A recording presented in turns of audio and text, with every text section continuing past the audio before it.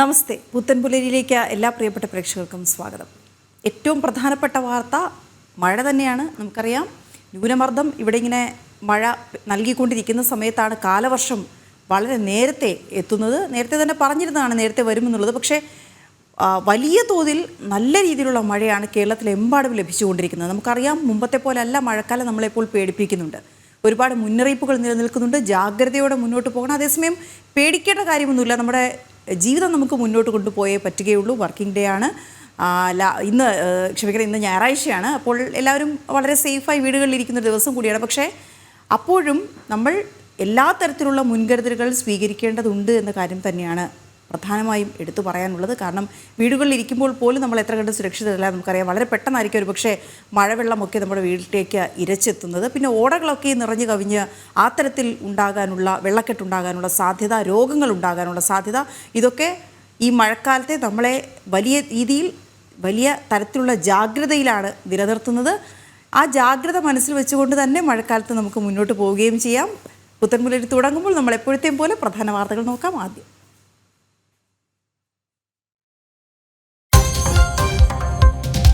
കലിതുള്ളി കാലവർഷം. 5 ജില്ലകളിൽ red alert. 9 ജില്ലകൾക്ക് orange മുന്നറിയിപ്പ്. കേരള ലക്ഷദ്വീപ് തീരങ്ങളിൽ മത്സ്യബന്ധനത്തിന് വിലക്ക്.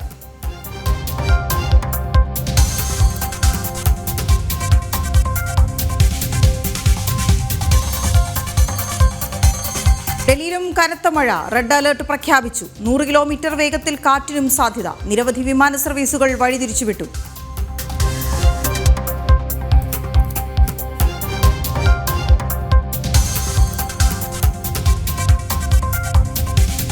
കൊച്ചി തീരത്ത് അപകടത്തിൽപ്പെട്ട ചരക്കു കപ്പൽ തീരത്തടുപ്പിക്കാൻ ശ്രമം. ക്യാപ്റ്റനടക്കം 3 പേർ ഇപ്പോഴും കപ്പലിൽ. കോസ്റ്റ് ഗാർഡിന്റെ ഹെലികോപ്റ്ററും കപ്പലുകളും രക്ഷാദൌത്യത്തിന്.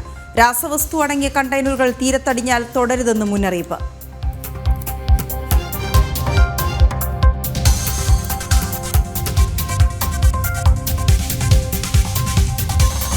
പാക് ഭീകരത വിശദീകരിക്കാൻ കേന്ദ്ര സംഘങ്ങൾ. ശശി തരൂർ നയിക്കുന്ന പ്രതിനിധി സംഘം ന്യൂയോർക്കിൽ. വേൾഡ് ട്രേഡ് സെന്റർ ആക്രമണ സ്മാരകം സന്ദർശിച്ചു. ഭീകരതയോട് വിട്ടുവീഴ്ചയില്ലെന്ന നിലപാടിൽ ഉറച്ചു ഭാരതം.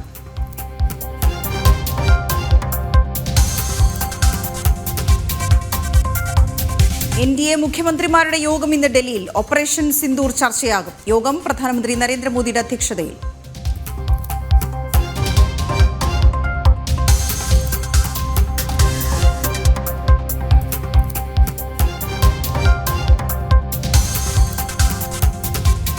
മൂന്ന് വയസ്സുകാരിയെ പീഡിപ്പിച്ച പ്രതിയുമായി ഇന്ന് തെളിവെടുപ്പ്. വിശദമായ പരിശോധന നടത്തും. പുഴയിലെറിഞ്ഞു കൊന്ന അമ്മയുമായി ചോദ്യം ചെയ്യൽ തുടരുന്നു.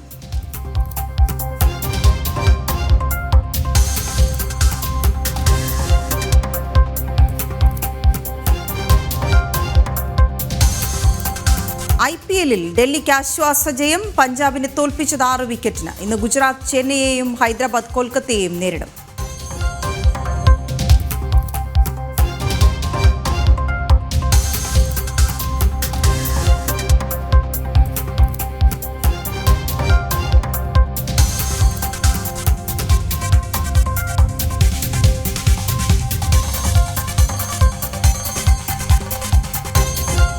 തോരാമഴയിൽ തീരാ ദുരിതം.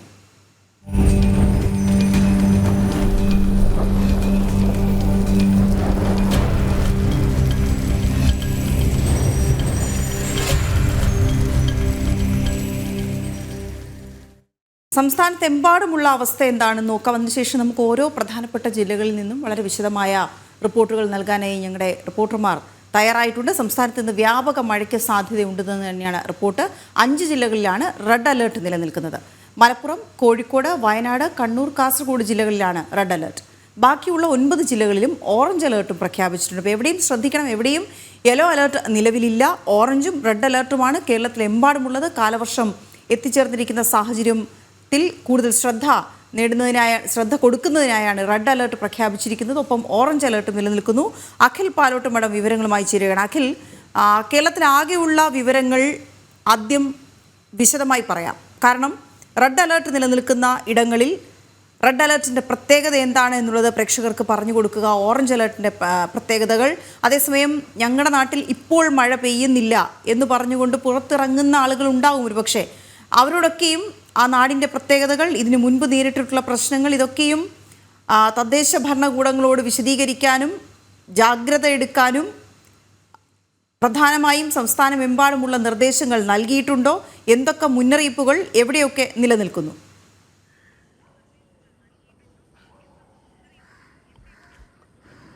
വീണ, ഗുഡ് മോർണിംഗ്.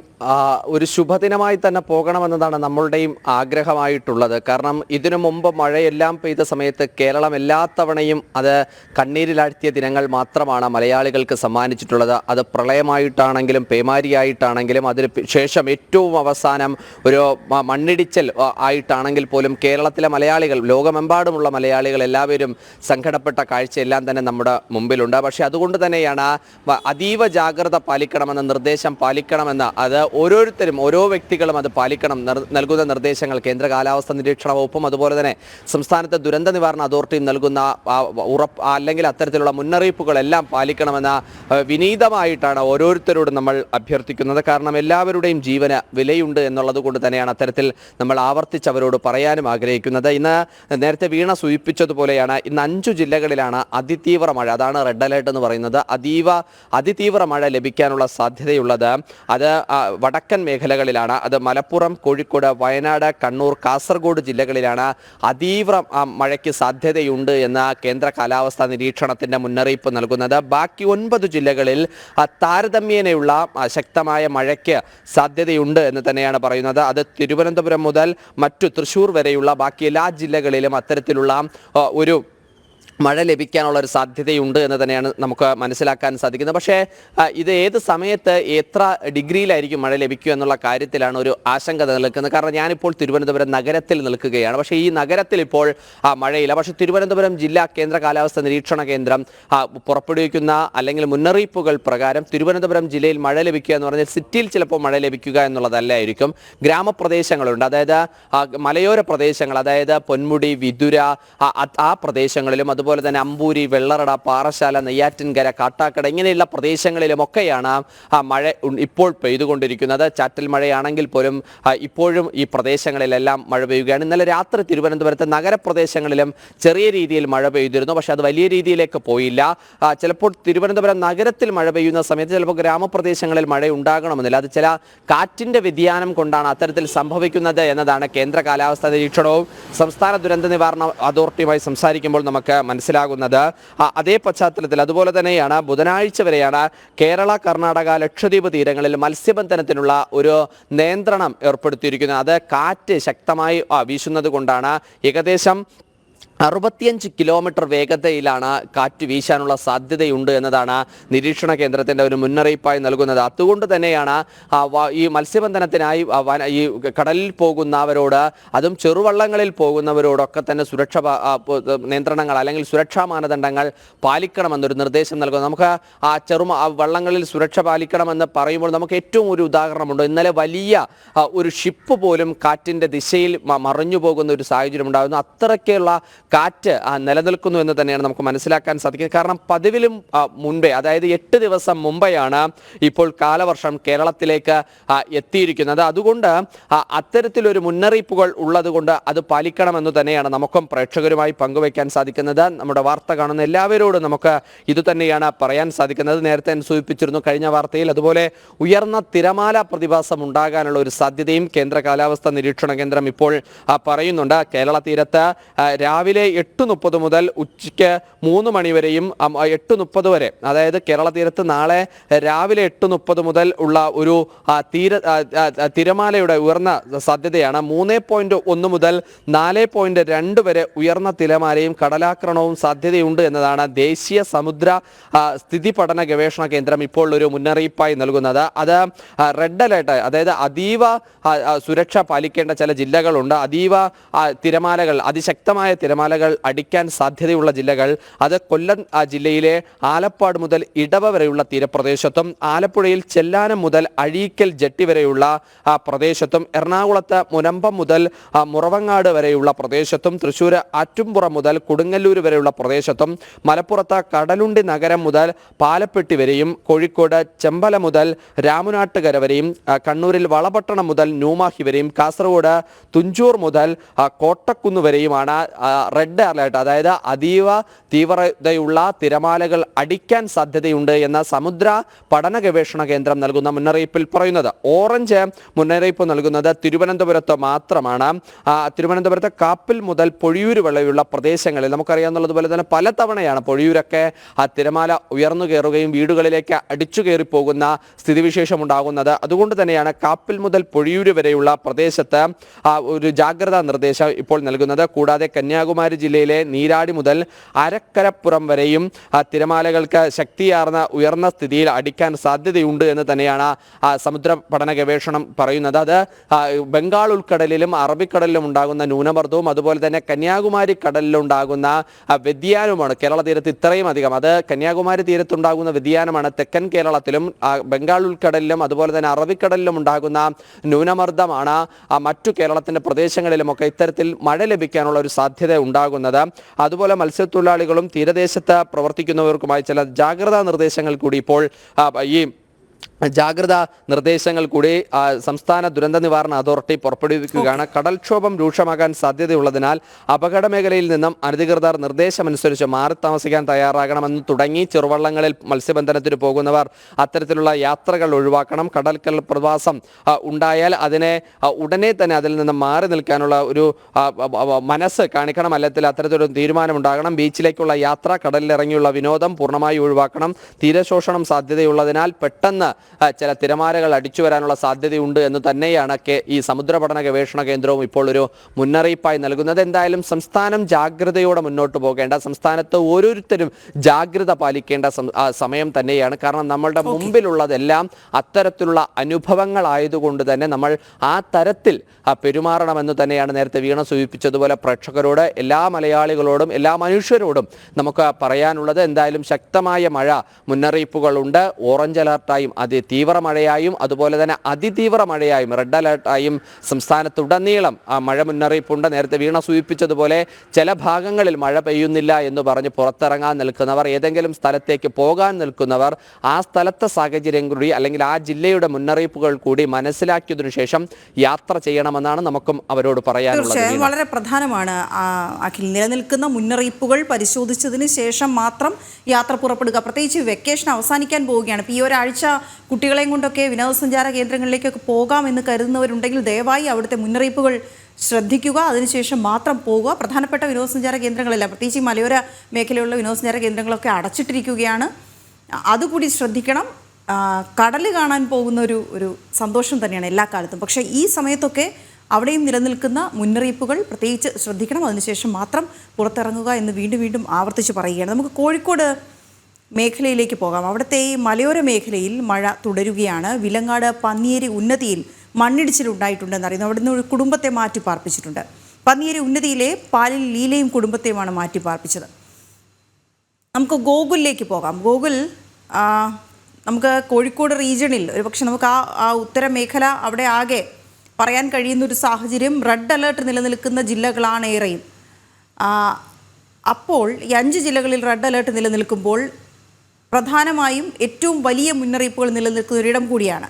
അതേസമയം നമുക്കറിയാം ദേശീയപാതാ നിർമ്മാണം എത്രത്തോളം കഴിഞ്ഞ ദിവസങ്ങളിൽ നമ്മളെ ആ മണ്ണിടിച്ചിലുമായി ബന്ധപ്പെട്ടുള്ള പ്രശ്നങ്ങളിലേക്ക് എത്തിച്ചിട്ടുണ്ട് എന്നുള്ളത്, കരാർ കമ്പനിക്കാരൊക്കെ ആ രീതിയിലുള്ള മുന്നറിയിപ്പുകൾ അവിടെ പാലിച്ചിട്ടുണ്ടോ, മുന്നൊരുക്കങ്ങൾ സ്വീകരിച്ചിട്ടുണ്ടോ എന്നുള്ളതും ശ്രദ്ധിക്കപ്പെടേണ്ട കാര്യമാണ്, നിരീക്ഷിക്കപ്പെടേണ്ട കാര്യമാണ്. അപ്പോൾ എന്തൊക്കെ മുന്നറിയിപ്പുകൾ ഈ റെഡ് അലേർട്ട് ഉള്ള ജില്ലകളിൽ നിലനിൽക്കുന്നു, പ്രത്യേകിച്ച് കോഴിക്കോട്?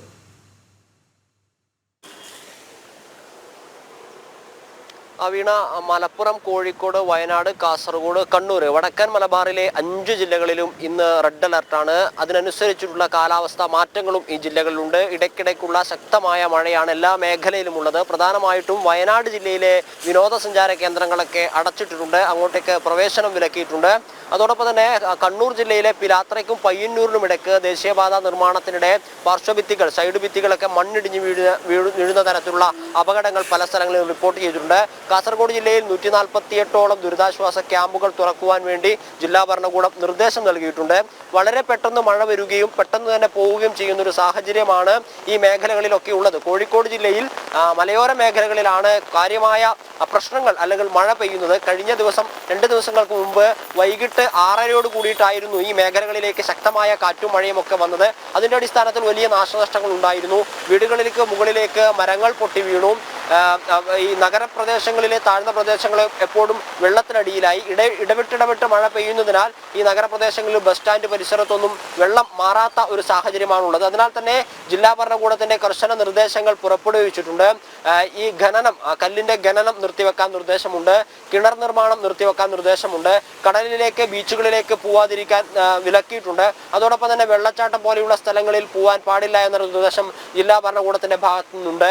കഴിഞ്ഞ ദിവസമാണ് വടകരയിൽ കിണർ നിർമ്മാണത്തിനിടെ ഒരു തൊഴിലാളി കിണറിനകത്തേക്ക് മണ്ണിടിഞ്ഞു വീണ് മരണപ്പെടുന്ന ഒരു സാഹചര്യം ഉണ്ടായത്. 2 തൊഴിലാളികൾ പണിയെടുക്കുന്നതിനിടയിലേക്കാണ് മണ്ണിടിഞ്ഞു വീണത്. അതിൽ ഒരു തൊഴിലാളിയെ നാട്ടുകാരും മറ്റു തൊഴിലാളികളൊക്കെ ചേർന്ന് രക്ഷപ്പെടുത്തിയെങ്കിലും മറ്റൊരാളെ രക്ഷപ്പെടുത്താൻ സാധിക്കാത്ത ഒരു സാഹചര്യമുണ്ട്.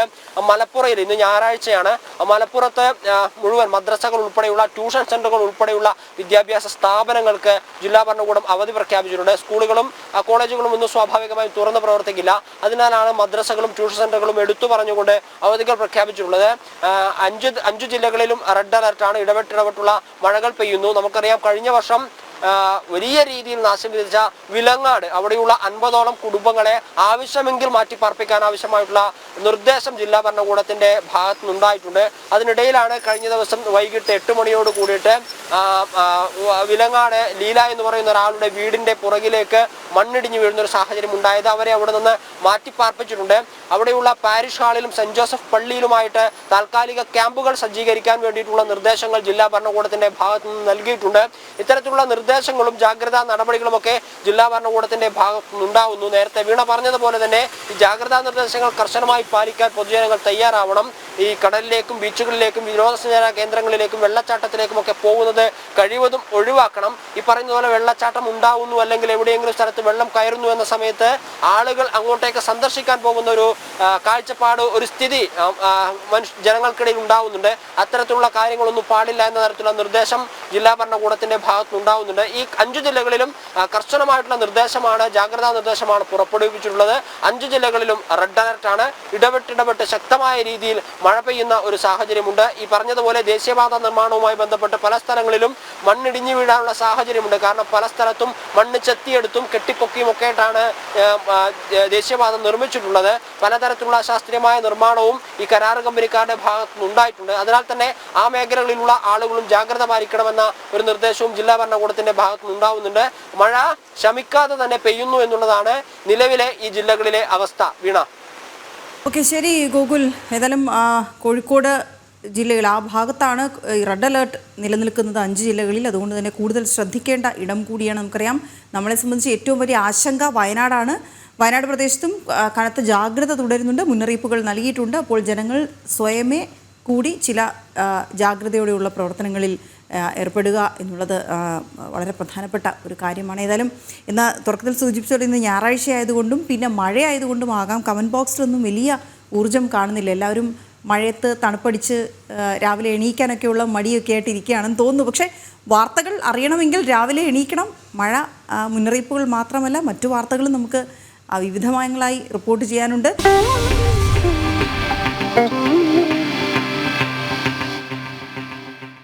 കൊച്ചി മേഖല കൂടി നമുക്കൊന്ന് നോക്കാം. കൊച്ചിയിൽ പ്രത്യേകിച്ച് തീരമേഖലയിൽ കനത്ത ജാഗ്രതാ നിർദ്ദേശം നൽകിയിട്ടുണ്ട്. കാരണം ഉയർന്ന തിരമാലകൾക്ക് സാധ്യതയുണ്ട്. ചെല്ലാനം മുതൽ മുനമ്പം വരെയുള്ള പ്രദേശങ്ങളാണ് ജില്ലാ ഭരണകൂടം ജാഗ്രതാ നിർദ്ദേശം പുറപ്പെടുവിച്ചിരിക്കുന്നത്. നമുക്ക് വിപുലമായി തന്നെ കാര്യങ്ങൾ ചോദിക്കാം. കിരൺ ചേരുന്നുണ്ട് നമ്മോടൊപ്പം. കിരൺ, കൊച്ചി മേഖലയിലൊന്നാകും, പ്രത്യേകിച്ച് എറണാകുളത്ത് മധ്യമേഖലയിലൊക്കെ തന്നെയും ഉള്ള വിവരങ്ങൾ ഒന്നിച്ച് ചേർത്ത് പറയാം. പക്ഷേ കൊച്ചിയെ സംബന്ധിച്ചിടത്തോളം ഈ തീരമേഖല കൂടുതലായി ഉണ്ട്. അപ്പോൾ അവിടെ എങ്ങനെയാണ് നിർദ്ദേശങ്ങൾ നൽകിയിരിക്കുന്നത്? ആളുകളെ മാറ്റിപ്പാർപ്പിക്കുന്ന അടക്കമുള്ള കാര്യങ്ങളിലേക്ക് പോയിട്ടുണ്ട്. നമുക്കറിയാം, ഈ വേലിയേറ്റവും മറ്റും ഉണ്ടാകുന്ന സമയത്തൊക്കെ വെള്ളക്കെട്ട് സാധാരണ ഉണ്ടാകാറുള്ള ഇടങ്ങൾ കൂടിയുണ്ട്. അവിടെ ഈ മഴക്കെടുതികൾ കൂടെ വന്നു കഴിയുമ്പോഴത്തേക്കും വലിയ പ്രശ്നങ്ങളിലേക്ക് അവർ പോകാറുണ്ട്. അവിടെ നിന്നവരെ മാറ്റിപ്പാർപ്പിക്കേണ്ടതുണ്ട്. ഒപ്പം നഗരപ്രദേശങ്ങളിലും എപ്പോഴും അതെ, ഒരു ചെറിയ മഴ പെയ്താൽ പോലും വെള്ളക്കെട്ടുണ്ടാകുന്ന ഇടമാണ്. മഴക്കാല പൂർവ്വ ശുചീകരണം ഒന്നും തന്നെ നടക്കാത്തൊരു സ്ഥലം കൂടിയാണ് കൊച്ചി. അപ്പോൾ ഈ മഴക്കാലത്ത് ഇപ്പോൾ വളരെ പെട്ടെന്ന് തന്നെ കാലവർഷം നേരത്തെ വരുമെന്ന് മുന്നറിയിപ്പ് ഉണ്ടായിരുന്നിട്ട് കൂടി അത്തരം പ്രവർത്തനങ്ങളൊന്നും നടന്നിട്ടില്ല. അതുകൊണ്ട് തന്നെ എത്രത്തോളം ജാഗ്രതയുണ്ട്, പ്രത്യേകിച്ച് മഴക്കാല രോഗങ്ങളെക്കുറിച്ചൊക്കെയുള്ള ജാഗ്രത നൽകിയിട്ടുണ്ടോ കൊച്ചിക്കാർക്ക്?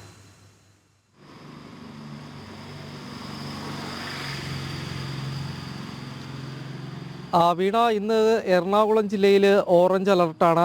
നിലവിൽ മഴയ്ക്ക് ചെറിയൊരു ശമനമുണ്ടെങ്കിൽ പോലും രാവിലെ മുതൽ തന്നെ കനത്ത മഴയായിരുന്നു പല മേഖലകളിലും പെയ്തിരുന്നത്. പ്രത്യേകിച്ച് തീരദേശ മേഖലയിലാണ് ഒരു ജാഗ്രതാ നിർദ്ദേശം നൽകിയിരിക്കുന്നത്. ഉയർന്ന തിരമാല കണക്കിലെടുത്തുകൊണ്ട് തന്നെ കൊച്ചിയുടെ തീരമേഖലയായിട്ടുള്ള ചെല്ലാനം മുതൽ മുനമ്പം വരെയുള്ള പ്രദേശങ്ങളിലെ ജനങ്ങൾ ജാഗ്രത പാലിക്കണം എന്നുള്ളൊരു നിർദ്ദേശമാണ് ജില്ലാ ഭരണകൂടം നൽകിയിരുന്നത്. ഇന്നലെ വൈകിട്ടോടുകൂടി തന്നെ, അതായത് കനത്ത മഴയുണ്ട്, അതേസമയത്ത് തന്നെ വെയിലേറ്റവും കൂടി ശക്തമായ ഒരു സാഹചര്യത്തിൽ ചെല്ലാനത്തിൻ്റെ ചില പ്രദേശങ്ങളിൽ ഇന്നലെ കടൽ വെള്ളം ജനവാസ മേഖലകളിലേക്ക് കടന്നു വരുന്ന ഒരു സാഹചര്യം ഉണ്ടായിരുന്നു. അങ്ങനെ റോഡുകളിലടക്കം വെള്ളക്കെട്ട് അനുഭവപ്പെടുന്ന ഒരു സാഹചര്യമായിരുന്നു ഇന്നലെ വൈകിട്ടുണ്ടായിരുന്നത്.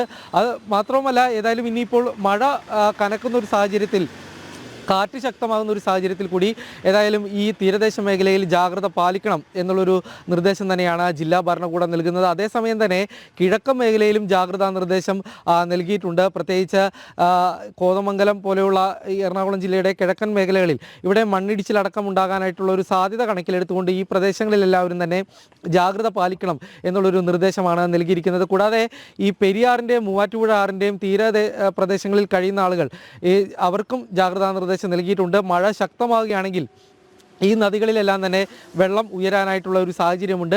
അത്തരം അടിയന്തര ഘട്ടങ്ങൾ ഉണ്ടാകുന്ന ഒരു സാഹചര്യമുണ്ടെങ്കിൽ ഈ പ്രദേശങ്ങളിലെ ജനങ്ങളെ മാറ്റിപ്പാർപ്പിക്കുന്നതിന് വേണ്ടിയുള്ള അടിയന്തരമായിട്ടുള്ള ക്യാമ്പുകൾ ആരംഭിക്കുന്നതിന് വേണ്ടിയുള്ള മുന്നൊരുക്കങ്ങൾ ആരംഭിക്കാനും ഏതായാലും തദ്ദേശ സ്ഥാപനങ്ങൾക്ക് ജില്ലാ ഭരണകൂടം നിർദ്ദേശം നൽകിയിട്ടുണ്ട്. നിലവിലേതായാലും ഇത്തരം ബുദ്ധിമുട്ടുകളല്ല, അത്തരം പ്രശ്നങ്ങളൊന്നും തന്നെ റിപ്പോർട്ട് ചെയ്തിട്ടില്ല. എന്നാൽ എല്ലായിടത്തും തന്നെ ജാഗ്രത തുടരുകയാണ്. അതേസമയത്ത് തന്നെ കൊച്ചി നഗരത്തെ നോക്കിയാൽ, നഗരത്തിൻ്റെ ഹൃദയഭാഗത്ത് നോക്കിക്കഴിഞ്ഞാൽ ഈ ഒരു മഴക്കാല പൂർവ്വ ശുചീകരണ പ്രവർത്തനങ്ങൾ അത് വലിയ രീതിയിൽ നടന്നില്ല എന്നുള്ളൊരു ആക്ഷേപം നേരത്തെ തന്നെ ഉയർന്നിരുന്നതാണ്.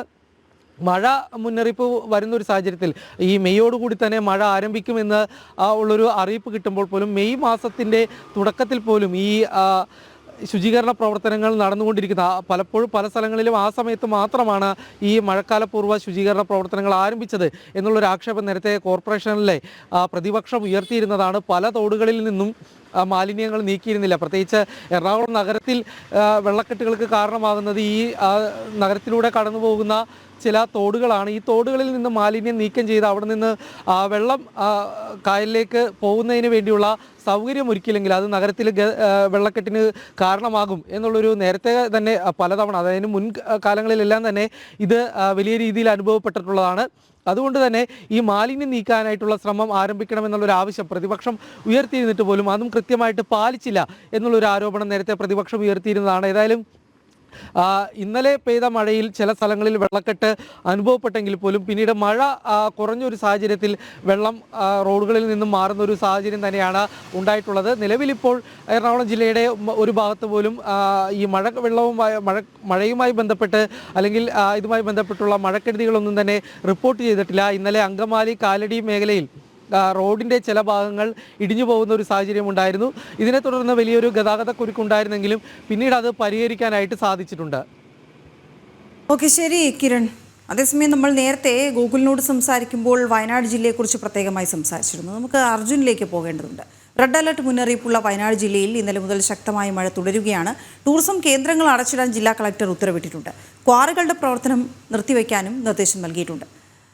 അർജുൻ, നമുക്കറിയാം വയനാട് ജില്ല നമുക്ക് എന്നും ഒരു സങ്കടമായി തുടരുന്നൊരു ജില്ലയാണ്. അതുകൊണ്ട് തന്നെ അവിടെ ഒരു റെഡ് അലേർട്ട് എന്ന് പറയുമ്പോൾ വലിയ ആശങ്കയുമാണ്. അതേസമയം വേണ്ടത്ര മുൻകരുതലുകൾ സ്വീകരിച്ചിട്ടുണ്ടാകും എന്ന് കരുതുന്നു. പ്രത്യേകിച്ച് ഇങ്ങനെ നൽകിയിരിക്കുന്ന ചില നിർദ്ദേശങ്ങൾ. പക്ഷെ രാവിലെ അവിടുത്തെ കാലാവസ്ഥ എങ്ങനെയാണ്? മറ്റ് മുന്നൊരുക്കങ്ങളും മുന്നറിയിപ്പുകളൊക്കെ ജനങ്ങൾ പാലിക്കുന്നുണ്ടോ? വിവരങ്ങൾ. Good morning. പറഞ്ഞ പോലെ തന്നെ വലിയ രീതിയിലുള്ള ഒരു ആശങ്ക ഉണ്ടാക്കുന്ന ഒരു സമയമാണ് ഇത്. കഴിഞ്ഞ തവണ ഇത്തരത്തിൽ ഈ ഒരു ജൂണോ ജൂലൈയോട് കൂടിയാണ് ഇത്തരത്തിൽ നമ്മൾക്ക് വലിയൊരു അപകടം ഇവിടെ ഉണ്ടായത്. അത്തരത്തിൽ മണ്ണൊലിപ്പ് ഉണ്ടാവുകയും നിരവധി പേർ അതിനടിയിൽപ്പെട്ടു പോവുകയും ചെയ്തു. പക്ഷേ അതിൽ യാതൊരു വിധത്തിൽ ഭയപ്പെടേണ്ടതില്ല എന്നുള്ളതാണ് ദുരന്ത നിവാരണ വകുപ്പ് ഇപ്പോൾ അറിയിച്ചിട്ടുള്ളത്, അല്ലെങ്കിൽ ജില്ലാ ഭരണകൂടം അറിയിച്ചിട്ടുള്ളത്. ജാഗ്രത മാത്രം മതി, പേടിക്കരുത് എന്നുള്ള ഒരു നിർദ്ദേശം കഴിഞ്ഞ ദിവസം തന്നെ നൽകിയിട്ടുണ്ട്. കഴിഞ്ഞ ദിവസം മുതൽ ഇന്നലെ രാത്രി മുതൽ ശക്തമായ മഴയാണ് വയനാട്ടിൽ ലഭിച്ചിരുന്നത്. പക്ഷേ ഇന്ന് രാവിലെയോടെ ആ മഴയ്ക്ക് ഒരു ശമനമുണ്ടാവുകയും തെളിഞ്ഞ കാലാവസ്ഥ ഉണ്ടാകുന്ന ഒരു സാഹചര്യം ഉണ്ടാവുകയും ചെയ്തു. പക്ഷേ ഇപ്പോൾ ചിലയിടങ്ങളിൽ ഒറ്റപ്പെട്ട മഴയുണ്ട് എന്നുള്ളതാണ് നമുക്ക് മനസ്സിലാക്കാൻ സാധിക്കുന്നത്. വലിയ രീതിയിലുള്ള ഒരു നാശനഷ്ടങ്ങളൊന്നും വയനാട്ടിൽ സംഭവിച്ചിട്ടില്ല എന്നുള്ളതാണ് ഏറെ ആശ്വാസകരമായിട്ടുള്ളത്. ചിലയിടങ്ങളിൽ മരം വീണ് കിടക്കുന്നുണ്ട്, റോഡിലേക്ക് മരം വീണ് കിടക്കുന്നുണ്ട് എന്നുള്ളത് ഒഴിച്ചു കഴിഞ്ഞാൽ വലിയ രീതിയിലുള്ള ഒരു നാശനഷ്ടം ഇതുവരെയും വയനാട്ടിൽ ഉണ്ടായിട്ടില്ല. ഇന്നലെ വൈത്തിരിയിൽ മണ്ണിടിഞ്ഞ് ഒരു 13 കുടുംബങ്ങൾക്ക് ഒരു ഭീഷണിയാകുന്ന സാഹചര്യം ഉണ്ടായിരുന്നു. ഇത്രയും ഒഴിച്ചു നിർത്തിയാൽ വലിയ രീതിയിലുള്ള ഒരു ആശങ്ക വയനാട്ടിൽ ഇപ്പോഴും ഇല്ല എന്നുള്ളത് തന്നെ വേണം നമുക്ക് പറയുവാൻ. ഇതിനെ തന്നെയും ജില്ലാ കളക്ടറുടെ കൃത്യമായ നിർദ്ദേശങ്ങളുണ്ട്. ടൂറിസ്റ്റുകൾ ഇവിടെ വരുമ്പോൾ ശ്രദ്ധിക്കുക, ടൂറിസം കേന്ദ്രങ്ങളൊക്കെ അടച്ചിടുവാനുള്ള ഒരു നിർദ്ദേശം നൽകിയിട്ടുണ്ട്. അതായത് മണ്ണിടിക്കൽ ഭീഷണിയുള്ള അല്ലെങ്കിൽ ഉരുൾപൊട്ടാൻ സാധ്യതയുള്ള സ്ഥലങ്ങളിലുള്ള എല്ലാ ടൂറിസം കേന്ദ്രങ്ങളും അടച്ചിടുവാനുള്ള നിർദ്ദേശം നൽകിയിട്ടുണ്ട്. എന്നൂര് അടക്കമുള്ള പ്രധാനപ്പെട്ട ടൂറിസം കേന്ദ്രങ്ങളൊക്കെ ഇപ്പോൾ അടഞ്ഞു കിടക്കുകയാണ്. എന്നൂര് ഇന്നലെയും അടഞ്ഞു കിടക്കുകയായിരുന്നു. ഇന്നും തുടർന്ന് തന്നെ ഈ പ്രദേശങ്ങളെല്ലാം അടഞ്ഞു കിടക്കണമെന്നുള്ളത് തന്നെയാണ് ജില്ലാ കളക്ടർ നിർദ്ദേശം നൽകിയിരിക്കുന്നത്. വെള്ളച്ചാട്ടങ്ങളൊക്കെ എല്ലാ വെള്ളച്ചാട്ടങ്ങളും, അതായത് ടൂറിസ്റ്റുകൾക്ക് പോകുവാൻ കഴിയുന്ന എല്ലാ വെള്ളച്ചാട്ടങ്ങളും ഇപ്പോൾ ക്ലോസ് ചെയ്തിട്ടുണ്ട്. അങ്ങോട്ടൊന്നും ആളുകൾ കടക്കരുതെന്ന ഒരു ജാഗ്രതാ നിർദ്ദേശം കൃത്യമായി തന്നെ നൽകിയിട്ടുണ്ട്. മേപ്പാടി പഞ്ചായത്ത്, ചൂരമല മുണ്ടക്കൈ ദുരന്തം നടന്നിട്ടുള്ള മേപ്പാടി പഞ്ചായത്തിൽ ഇപ്പോൾ തന്നെ കൺട്രോൾ റൂം തുറന്നിട്ടുണ്ട്. ആ പ്രദേശത്തെ, അതായത് തൊട്ടപ്പുറത്തുള്ള പ്രദേശം അട്ടമല ഭാഗത്തുള്ള ആളുകളെയൊക്കെ മാറ്റി പാർപ്പിക്കാൻ വേണമെങ്കിൽ നടപടി കൈക്കൊള്ളുമെന്നുള്ള ഒരു നിർദ്ദേശമൊക്കെ നൽകിയിട്ടുണ്ട്. അത്തരത്തിൽ വലിയ രീതിയിലുള്ള ജാഗ്രതയാണ് ഈ മേപ്പാടി പഞ്ചായത്തിൽ അടക്കം നൽകിയിട്ടുള്ളത്. എന്തിൽ തന്നെയും അധികമായി ജനങ്ങളെ പാനിക് ആക്കരുതെന്നും ഭയപ്പെടുത്തരുതെന്നുള്ള ഒരു നിർദ്ദേശം കൂടി ജില്ലാ ഭരണകൂടത്തിന്റെ ഭാഗത്തു നിന്നും ഉണ്ടായിട്ടുണ്ട്. മാനന്തവാടി മേഖലകളിലടക്കം വലിയ രീതിയിലുള്ള ഒരു മഴയാണ് ഇപ്പോൾ ഉണ്ടാകുന്നത്. കഴിഞ്ഞ ദിവസം ഏറ്റവും കൂടുതൽ മഴ ലഭിച്ചത് വയനാട്ടിൽ മാനന്തവാടി ഭാഗത്താണ്. കൽപ്പറ്റയിലും ബത്തേരിയിലും നേരത്തെ മഴയായിരുന്നു കഴിഞ്ഞ ദിവസം ഉണ്ടായിരുന്നത്. എന്നാൽ ഈ രാത്രിയോടെ ഈ പ്രദേശങ്ങളിലെല്ലാം ശക്തമായ മഴ ഉണ്ടാവുകയും പുഴകളിൽ ജലനിരപ്പ് ഉയർന്നു വരുന്ന ഒരു സാഹചര്യം ഉണ്ടാവുകയും ചെയ്തിട്ടുണ്ട്. തവിഞ്ഞാൽ പഞ്ചായത്ത്, തരിയോട് പഞ്ചായത്ത് തുടങ്ങിയ പ്രദേശങ്ങളിലെല്ലാം കൺട്രോൾ റൂമുകൾ തുറന്നിട്ടുണ്ട്. ജില്ലയിലെ കൺട്രോൾ റൂമുകൾ തുറന്നിട്ടുണ്ട്. അത്തരത്തിൽ ജനങ്ങൾക്ക് എപ്പോൾ വേണമെങ്കിലും ജില്ലാ ഭരണകൂടത്തെയോ അല്ലെങ്കിൽ ഇത്തരത്തിൽ പഞ്ചായത്തിലുള്ള ഈ ഒരു കൺട്രോൾ റൂമിനെ ബന്ധപ്പെടുവാൻ സാധിക്കുന്ന രീതിയിൽ മുൻകരുതൽ നേരത്തെ വയനാട്ടിൽ എടുത്തിട്ടുണ്ട്. മറ്റൊരു കാര്യം എന്ന് പറഞ്ഞ് ക്വാറികളുടെ പ്രവർത്തനങ്ങൾ, അതായത് ജില്ലയിലെ ക്വാറികളുടെ പ്രവർത്തനങ്ങളൊക്കെ നിർത്തിവെക്കുവാനുള്ള ഒരു ഉത്തരവ് ജില്ലാ കളക്ടർ നൽകിയിട്ടുണ്ട്. പല മേഖലകളിലും മണ്ണിടിയാനുള്ള സ്ഥലങ്ങളിലടക്കം ക്വാറികൾ പ്രവർത്തിക്കുന്നത് നേരത്തെ തന്നെ നമ്മൾ റിപ്പോർട്ട് ചെയ്തിട്ടുള്ളതാണ്. അത്തരത്തിലുള്ള ക്വാറികളടക്കം ലൈസൻസ് ഉള്ള ക്വാറികളടക്കം എല്ലാ ക്വാറികളും അടച്ചിടണമെന്ന ഉത്തരവ് ജില്ലാ കളക്ടർ കഴിഞ്ഞ ദിവസം പുറപ്പെടുവിച്ചിട്ടുണ്ട്. ബത്തേരിയിൽ ചിലയിടങ്ങളിൽ ശക്തമായ മഴ ഉണ്ട് എന്നുള്ളതാണ് നമുക്ക് മനസ്സിലാക്കാൻ സാധിക്കുന്നത്. ചിലയിടങ്ങളിൽ മരം വീണ് റോഡ് ബ്ലോക്ക് ആവുകയല്ലാതെ കൂടുതൽ നാശനഷ്ടങ്ങൾ ഉണ്ടായിട്ടില്ല. ഇന്നലെ ചുരത്തിൽ വലിയ രീതിയിലുള്ള ഒരു ഗതാഗത തടസ്സം അനുഭവപ്പെട്ടിരുന്നു. അതായത് ചുരത്തിലേക്ക് ഒരു മരം വീണ് വലിയ രീതിയിലുള്ള ഒരു ഗതാഗത തടസ്സം അനുഭവപ്പെട്ടിരുന്നു. ഇന്ന് രാവിലെ വരെ അതിൽ വാഹനങ്ങൾ നിരനിരയായി നിൽക്കുന്ന ഒരു സാഹചര്യം ഉണ്ടായിരുന്നു. വൈത്തിരി മുതൽ ഈ വാഹനങ്ങൾ ഈ നിരനിരയായി നിൽക്കുന്ന ഒരു സാഹചര്യം ഉണ്ടായിരുന്നു. വാഹനങ്ങൾക്ക് അപ്പുറത്തേക്ക് പോകാൻ കഴിയാത്ത ഒരു സാഹചര്യം ഉണ്ടായിരുന്നു. എന്നാൽ തന്നെയും ആ മരം വെട്ടി മാറ്റി എന്നുള്ളതാണ്, മുറിച്ചു മാറ്റി എന്നുള്ളതാണ് നമുക്ക് മനസ്സിലാക്കാൻ സാധിക്കുന്നത്. ഇപ്പോൾ ആ ചുരത്തിൽ ഒരു ഗതാഗത തടസ്സമുണ്ട്, പക്ഷേ അത് എത്രയും പെട്ടെന്ന് മാറ്റാൻ കഴിയുമെന്നുള്ളതാണ് അധികൃതർ പറയുന്നത്. എന്നാൽ തന്നെയും വയനാട്ടിൽ കനത്ത ജാഗ്രതാ നിർദ്ദേശം തന്നെയാണ് നൽകിയിരിക്കുന്നത്. ഇപ്പോൾ ചെറിയൊരു ചാറ്റൽ മഴ ഉണ്ട് എന്നുള്ളതല്ലാതെ വലിയ രീതിയിലുള്ള ഒരു മഴ ഇപ്പോൾ വയനാട്ടിൽ ലഭിക്കുന്നില്ല. വീണ. ഓക്കെ, ശരി അർജുൻ. ഇപ്പോൾ മഴ മാറി നിൽക്കുന്നത് വലിയ ആശ്വാസമാണ്. പക്ഷെ അപ്പോഴും റെഡ് അലേർട്ട് നൽകിയിട്ടുണ്ട് എങ്കിൽ അത് പിൻവലിക്കുന്നത് വരെ ആ ജാഗ്രത തുടരുക.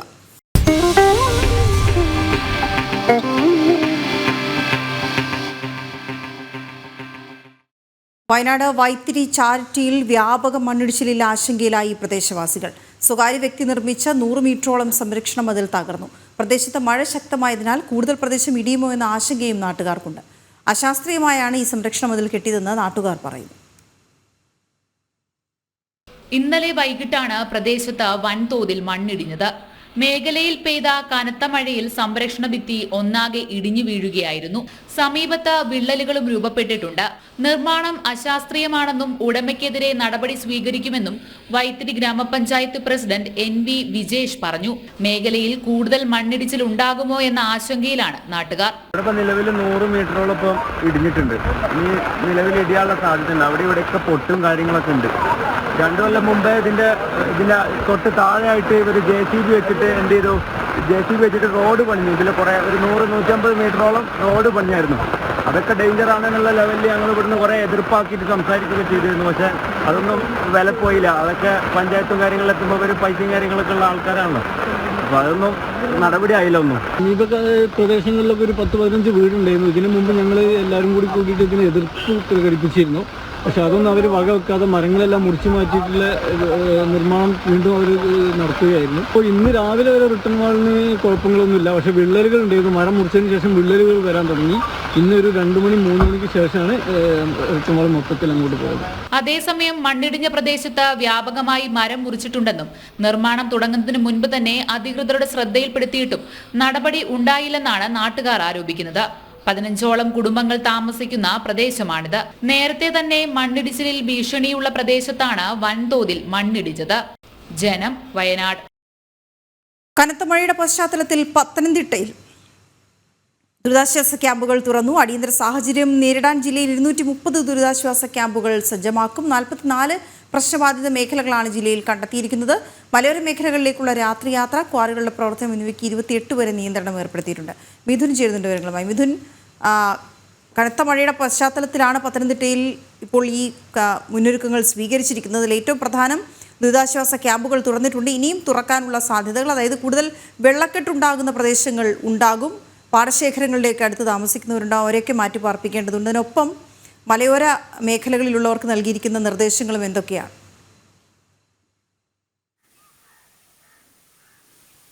വീണ, ദുരിതാശ്വാസ ക്യാമ്പുകൾ സജ്ജമാണ്. നിലവിൽ ദുരിതാശ്വാസ ക്യാമ്പുകൾ ഒന്നും തന്നെ പ്രവർത്തനം ആരംഭിച്ചിട്ടില്ല. വലിയ രീതിയിലുള്ള മഴ, ശക്തമായ മഴ ജില്ലയിൽ ഇല്ല. ഇടവിട്ടുള്ള മഴ മാത്രമാണ് വിവിധ ഭാഗങ്ങളിൽ ഉണ്ടാകുന്നത്. രാത്രി സമയങ്ങളിലാണ് വലിയ മഴ, നിർത്താതെയുള്ള മഴ ഉണ്ടാകുന്നത്. പകൽ സമയത്ത് ഇടവിട്ടുള്ള മഴ മാത്രമായതുകൊണ്ട് തന്നെ പല മേഖലകളിലും പമ്പ, അച്ചൻകോവിലാർ, കക്കയാർ, പല നദികളിലും ജലനിരപ്പ് അപകട ഭീഷണി ഉയർത്തുന്ന രീതിയിലേക്ക് ഉയർന്നിട്ടില്ല. പക്ഷേ മണ്ണിടിച്ചിൽ, ഉരുൾപൊട്ടൽ സാധ്യതയുള്ള വിവിധ ഭാഗങ്ങളിലായിട്ട് 44 പ്രശ്നബാധിത മേഖലകളാണ് കണ്ടെത്തിയിരിക്കുന്നത്. കോന്നി, പെരിനാട്, റാന്നി, വടശ്ശേരിക്കര, തണ്ണിത്തോട് തുടങ്ങിയ മേഖലകളിൽ നിന്നായി 44 പ്രശ്നബാധിത മേഖലകളിൽ ഏത് സമയത്തും ആളുകളെ മാറ്റിപ്പാർപ്പിക്കുന്നതിനുള്ള സജ്ജീകരണങ്ങളാണ് ഒരുക്കിയിരിക്കുന്നത്. ഈ ഭാഗങ്ങളിലെല്ലാമായി 230ഓളം ദുരിതാശ്വാസ ക്യാമ്പുകൾ ക്രമീകരിക്കാനാണ് ജില്ലാ കളക്ടർ നിർദ്ദേശം നൽകിയിരിക്കുന്നത്. ഏത് അടിയന്തര സാഹചര്യങ്ങളിലും ആളുകളെ മാറ്റിപ്പാർപ്പിക്കുന്നതിന് ഈ ക്യാമ്പുകളെല്ലാം സജ്ജമാണെന്ന് ജില്ലാ ഭരണകൂടം സജ്ജമാക്കുകയും ചെയ്തിട്ടുണ്ട്. നിലവിൽ ആരെയും ദുരിതാശ്വാസ ക്യാമ്പുകളിലേക്ക് മാറ്റിപ്പാർപ്പിച്ചിട്ടില്ല. ഒരു സ്ഥലത്തും അപകട ഭീഷണി കൂടുതൽ ഉണ്ടാകുന്ന രീതിയിലേക്ക് കാര്യങ്ങൾ വഴിമാറിയിട്ടുമില്ല. മണ്ണിടിച്ചിൽ സാധ്യതയാണ് വിവിധ ഭാഗങ്ങളിൽ, മലയോര മേഖലകളിൽ ഭീഷണി ജില്ലയിൽ ഉയർത്തുന്നത്. അത് കോന്നി, പെരിനാട്, വടശ്ശേരിക്കര, ആങ്ങാമൊഴി തുടങ്ങിയ മലയോര വനമേഖലകളിൽ മണ്ണിടിച്ചിൽ, ഉരുൾപൊട്ടൽ ഭീഷണിയുണ്ട്. ഈ ഭാഗങ്ങളിലെ ആളുകളുടെ ഫോൺ നമ്പറുകൾ പ്രാദേശിക തലത്തിൽ ശേഖരിച്ച് ഈ ആളുകളെ ഏത് സമയത്തും മാറ്റുന്നതിനും അടിയന്തര സാഹചര്യങ്ങളിൽ ഈ ആളുകളുമായിട്ട്, ഈ പ്രദേശത്തെ നാട്ടുകാരുമായിട്ട് ബന്ധപ്പെടുന്നതിനുള്ള മുന്നൊരുക്കങ്ങളും ക്രമീകരിച്ചിട്ടുണ്ടെന്ന് ജില്ലാ ഭരണകൂടം വ്യക്തമാക്കുന്നു. മറ്റു ഭാഗങ്ങളിൽ ആറന്മുള, പന്തളം അടക്കമുള്ള താഴ്ന്ന പ്രദേശങ്ങളിൽ ഏത് സമയത്തും മഴ നിർത്താതെ പെയ്തു കഴിഞ്ഞാൽ വെള്ളപ്പൊക്ക ഭീഷണി ഉയർത്തുന്ന മേഖലകളാണ്. ഈ മേഖലകളിലും അടിയന്തര സാഹചര്യങ്ങൾ നേരിടുന്നതിനും ദുരിതാശ്വാസ ക്യാമ്പുകൾ തുറക്കുന്നതിനുമുള്ള സജ്ജീകരണങ്ങളും ജില്ലാ ഭരണകൂടം ഉറപ്പാക്കിയിട്ടുണ്ടെന്ന് അറിയിക്കുന്നുണ്ട്. ഇപ്പോൾ മഴ മാറി നിൽക്കുന്ന സാഹചര്യമാണ്. രാത്രി സമയത്താണ് വലിയ ശക്തമായിട്ടുള്ള മഴ ജില്ലയിൽ അനുഭവപ്പെടുന്നത്. ജില്ലയുടെ വിവിധ ഭാഗങ്ങളിൽ ശക്തമായിട്ടുള്ള മഴ ഇന്നലെ രാത്രിയിൽ പെയ്തു. റാന്നി, പെരിനാട്, വടശ്ശേരിക്കര, തണ്ണിത്തോട്, തിരുവല്ല തുടങ്ങിയ ഭാഗങ്ങളിലെല്ലാം ശക്തമായ മഴയാണ് രാത്രി പെയ്തത്. കാറ്റിലും മഴയിലും വൈദ്യുതി പോസ്റ്റുകൾ മറിഞ്ഞു വീണും ഒപ്പം ഈ മരങ്ങൾ കടപുഴകിയുമുള്ള അപകടങ്ങളാണ്, ഭാഗികമായി വീടിന് കേടുപാടുകൾ സംഭവിക്കുന്ന സംഭവങ്ങളാണ് ജില്ലയിൽ നിന്നും ഇതുവരെ റിപ്പോർട്ട് ചെയ്യപ്പെട്ടിരിക്കുന്നത്. തിരുവല്ലയിലും അടൂരും വീടിന് മുകളിലേക്ക് മരം വീണ് വീട് ഭാഗികമായി തകരുന്ന സംഭവങ്ങൾ ഉണ്ടായി. കൊക്കാത്തോട്, കല്ലേലി ഭാഗത്ത് മരം റോഡിലേക്ക് കടപുഴകി വീണ് KSRTC ബസ് ഇന്നലെ രാത്രി അധിക സമയം വനമേഖലയിൽ കുടുങ്ങിപ്പോകുന്ന സാഹചര്യമുണ്ടായി. പിന്നീട് അഗ്നിരക്ഷാ സേനയെത്തി മരം മുറിച്ചു മാറ്റിയതിനു ശേഷമാണ് ഈ ഭാഗത്തെ ഗതാഗതം പുനഃസ്ഥാപിക്കാനായത്. വടശ്ശേരിക്കര റോഡിൽ ഇപ്പോൾ മരം വീണ് ഗതാഗതം തടസ്സപ്പെട്ടിട്ടുണ്ട്. അവിടെ ഈ ഗതാഗതം പുനഃസ്ഥാപിക്കുന്നതിനുള്ള ശ്രമങ്ങളും നടക്കുന്നു. ഇത്തരത്തിൽ ഈ മരങ്ങൾ കടപുഴകി വ്യാപകമായ വിവിധ മേഖലകളിൽ അപകടമുണ്ടാക്കുന്നു. ഒപ്പം കൃഷിനാശവും സംഭവിച്ചിട്ടുണ്ട്. അടൂർ കോന്നി ഭാഗങ്ങളിലെല്ലാം വ്യാപകമായ കൃഷിനാശം സംഭവിച്ചിട്ടുണ്ട്. വൈദ്യുത പോസ്റ്റുകൾ മറിഞ്ഞു വീണ് പല ഭാഗങ്ങളിലും മണിക്കൂറുകളോളം വൈദ്യുതി ബന്ധം തടസ്സപ്പെടുന്ന സാഹചര്യവും ഉണ്ടായി. രാത്രി സമയത്ത് പൂർണ്ണമായും വൈദ്യുതി തടസ്സപ്പെട്ടു പോകുന്ന സാഹചര്യമാണ് നിലവിൽ പലയിടങ്ങളിലും ഉണ്ടായത്. ഇങ്ങനെയുള്ള ചില അനിഷ്ട സംഭവങ്ങളാണ് ജില്ലയിൽ നിന്നും ഇതുവരെ റിപ്പോർട്ട് ചെയ്യപ്പെട്ടിരിക്കുന്നത്. അച്ചൻകോവിലാർ, പമ്പയാർ തുടങ്ങിയ നദികളുടെയൊന്നും ജലനിരപ്പ് ഈ കൂടിയ രീതിയിലേക്ക് അപകട ഭീഷണി ഉയർത്തുന്ന രീതിയിലേക്ക് ഇതുവരെയും വഴിമാറിയിട്ടില്ല. നമ്മളിപ്പോൾ ദൃശ്യങ്ങളിൽ കാണുന്നത് അച്ചൻകോവിലാറാണ്. പത്തനംതിട്ട വലഞ്ചുഴി ഭാഗത്തുകൂടി ഒഴുകുന്ന അച്ചൻകോവിലാറിന്റെ ദൃശ്യങ്ങളാണ് കാണുന്നത്. സാധാരണ നിലയിൽ തന്നെ ഒഴുക്ക് ക്രമാനുഗതമായി ഉയരാതെ സാധാരണ അപകട ഭീഷണി ഉയർത്തുന്ന രീതിയിലേക്ക് ജലനിരപ്പ് ഉയരാത്ത രീതിയിൽ അച്ചൻകോവിലാർ ഒഴുകുന്ന ദൃശ്യങ്ങളാണ് കാണുന്നത്. മറ്റു ഭാഗങ്ങളിൽ കൂടിയും ഈ സമാനമായ രീതിയിൽ തന്നെയാണ് ഒഴുക്ക് ഉള്ളത്. പമ്പയാറിൻ്റെയോ മറ്റ് ഈ തീരത്ത് താമസിക്കുന്നവർ അച്ചൻകോവിലാർ, പമ്പയാർ തുടങ്ങി ജില്ലയിലൂടെ ഒഴുകുന്ന പ്രധാന നദികളുടെ തീരത്ത് താമസിക്കുന്നവർക്കും ജാഗ്രതാ നിർദ്ദേശം നൽകിയിട്ടുണ്ട്. ഒപ്പം മലയോര മേഖലകളിലേക്കുള്ള രാത്രി യാത്രയ്ക്ക് നിയന്ത്രണം ഏർപ്പെടുത്തിയിട്ടുണ്ട്. 28-ാം തീയതി വരെയാണ് നിയന്ത്രണം ഏർപ്പെടുത്തിയിരിക്കുന്നത്. രാത്രി 7 മുതൽ രാവിലെ 6 വരെയുള്ള സമയത്ത് ഈ മേഖലകളിലൂടെയുള്ള യാത്ര പൂർണ്ണമായും വിലക്കിയിട്ടുണ്ട്. മണ്ണിടിച്ചിൽ, ഉരുൾപൊട്ടൽ ഭീഷണിയും ഒപ്പം മരങ്ങൾ കടപുഴകി വീഴുന്നതിനുള്ള സാധ്യതയും ഇത്തരത്തിലുള്ള അപകടങ്ങൾ ഒഴിവാക്കുന്നതിന് വേണ്ടിയാണ് മലയോര മേഖലകളിലേക്ക് രാത്രി യാത്ര പൂർണ്ണമായും ഒഴിവാക്കിയിരിക്കുന്നത്. ഒപ്പം വിനോദസഞ്ചാര കേന്ദ്രങ്ങളിലെ പ്രവർത്തനത്തിനും നിയന്ത്രണമുണ്ട്. കയാക്കിംഗ്, ട്രക്കിംഗ്, കുട്ടവഞ്ചി സവാരി തുടങ്ങിയ വിനോദസഞ്ചാര പ്രവർത്തനങ്ങൾ ഈ 28-ാം തീയതി വരെ പൂർണ്ണമായും നിരോധിച്ചിരിക്കുന്നു. അടവി, കുട്ടവഞ്ചി സവാരി, ഗവി, വനമേഖലകൾ ഉൾപ്പെടെ വിനോദസഞ്ചാരികൾ ധാരാളമായി എത്തുന്ന സമയമായതുകൊണ്ട് തന്നെ അപകട നിയന്ത്രണത്തിന് വേണ്ടി ഈ മേഖലകളിൽ നിയന്ത്രണം ഏർപ്പെടുത്തിയിരിക്കുന്നു. ഒപ്പം ക്വാറികളുടെ പ്രവർത്തനവും ബുധനാഴ്ച വരെ നിയന്ത്രണം ഏർപ്പെടുത്തിയിട്ടുണ്ട്. നിലവിൽ സ്ഥിതിഗതികൾ പത്തനംതിട്ട ജില്ലയിൽ ശാന്തമാണ്. അനിഷ്ട സംഭവങ്ങൾ എന്ന് പറയാൻ വലിയ രീതിയിലുള്ള സംഭവങ്ങൾ ജില്ലയിൽ നിന്നും ഇതുവരെയും റിപ്പോർട്ട് ചെയ്യപ്പെട്ടിട്ടില്ല. മഴ മാറി നിൽക്കുന്ന സാഹചര്യമാണ് രാവിലെ ജില്ലയിലുള്ളത്. ഓക്കെ, ശരി. മിഥുൻ വിവരങ്ങൾ നൽകുകയായിരുന്നു. അതേസമയം വടശ്ശേരിക്കര ചിറ്റാർ കാരിക്കയത്ത് മരം കടപുഴകി വീണു എന്ന റിപ്പോർട്ട്. ഗതാഗതം പുനഃസ്ഥാപിക്കാനുള്ള ശ്രമം അവിടെ നടക്കുകയാണ്. പൊന്മുടിയിലേക്ക് പ്രവേശനമില്ല എന്നൊരു റിപ്പോർട്ട് വന്നിട്ടുണ്ട്. പൊന്മുടി ഇക്കോ ടൂറിസത്തിലേക്കുള്ള സന്ദർശനം നിരോധിച്ചിട്ടുണ്ട്. നേരത്തെ സൂചിപ്പിച്ചിരുന്നു, നിങ്ങൾ എവിടെയെങ്കിലും പോകാൻ തയ്യാറെടുക്കുന്നുണ്ട് എങ്കിൽ അവിടുത്തെ യാത്രാ നിർദ്ദേശങ്ങൾ കൃത്യമായി പാലിക്കുക. നമ്മൾ കേരളത്തിലെ സാഹചര്യമാണ് ഇതുവരെയും നോക്കിയിരുന്നത് എങ്കിൽ ഡൽഹിയിൽ റെഡ് അലേർട്ട് ഉണ്ട്. കാരണം അവിടെ അതിതീവ്ര മഴ മുന്നറിയിപ്പ് ഉണ്ട്. 100 കിലോമീറ്റർ വേഗത്തിൽ കാറ്റിനും സാധ്യതയുണ്ട് എന്നാണ് റിപ്പോർട്ട്. നിരവധി വിമാന സർവീസുകൾ വഴിതിരിച്ചു വിട്ടിട്ടുണ്ട്. ഗൗതം അനന്തനാരായണൻ ചേരുന്ന വിവരങ്ങളുമായി. ഗൗതം, അവിടെ ഒരു റെഡ് അലേർട്ട് വരാനുള്ള സാഹചര്യം എന്താണ്? ഈ വലിയ മഴ മുന്നറിയിപ്പ് നിലനിൽക്കുമ്പോൾ തന്നെ ഇപ്പോൾ രാവിലത്തെ കാലാവസ്ഥ എങ്ങനെയാണ്? മഴ പെയ്യുന്നുണ്ടോ?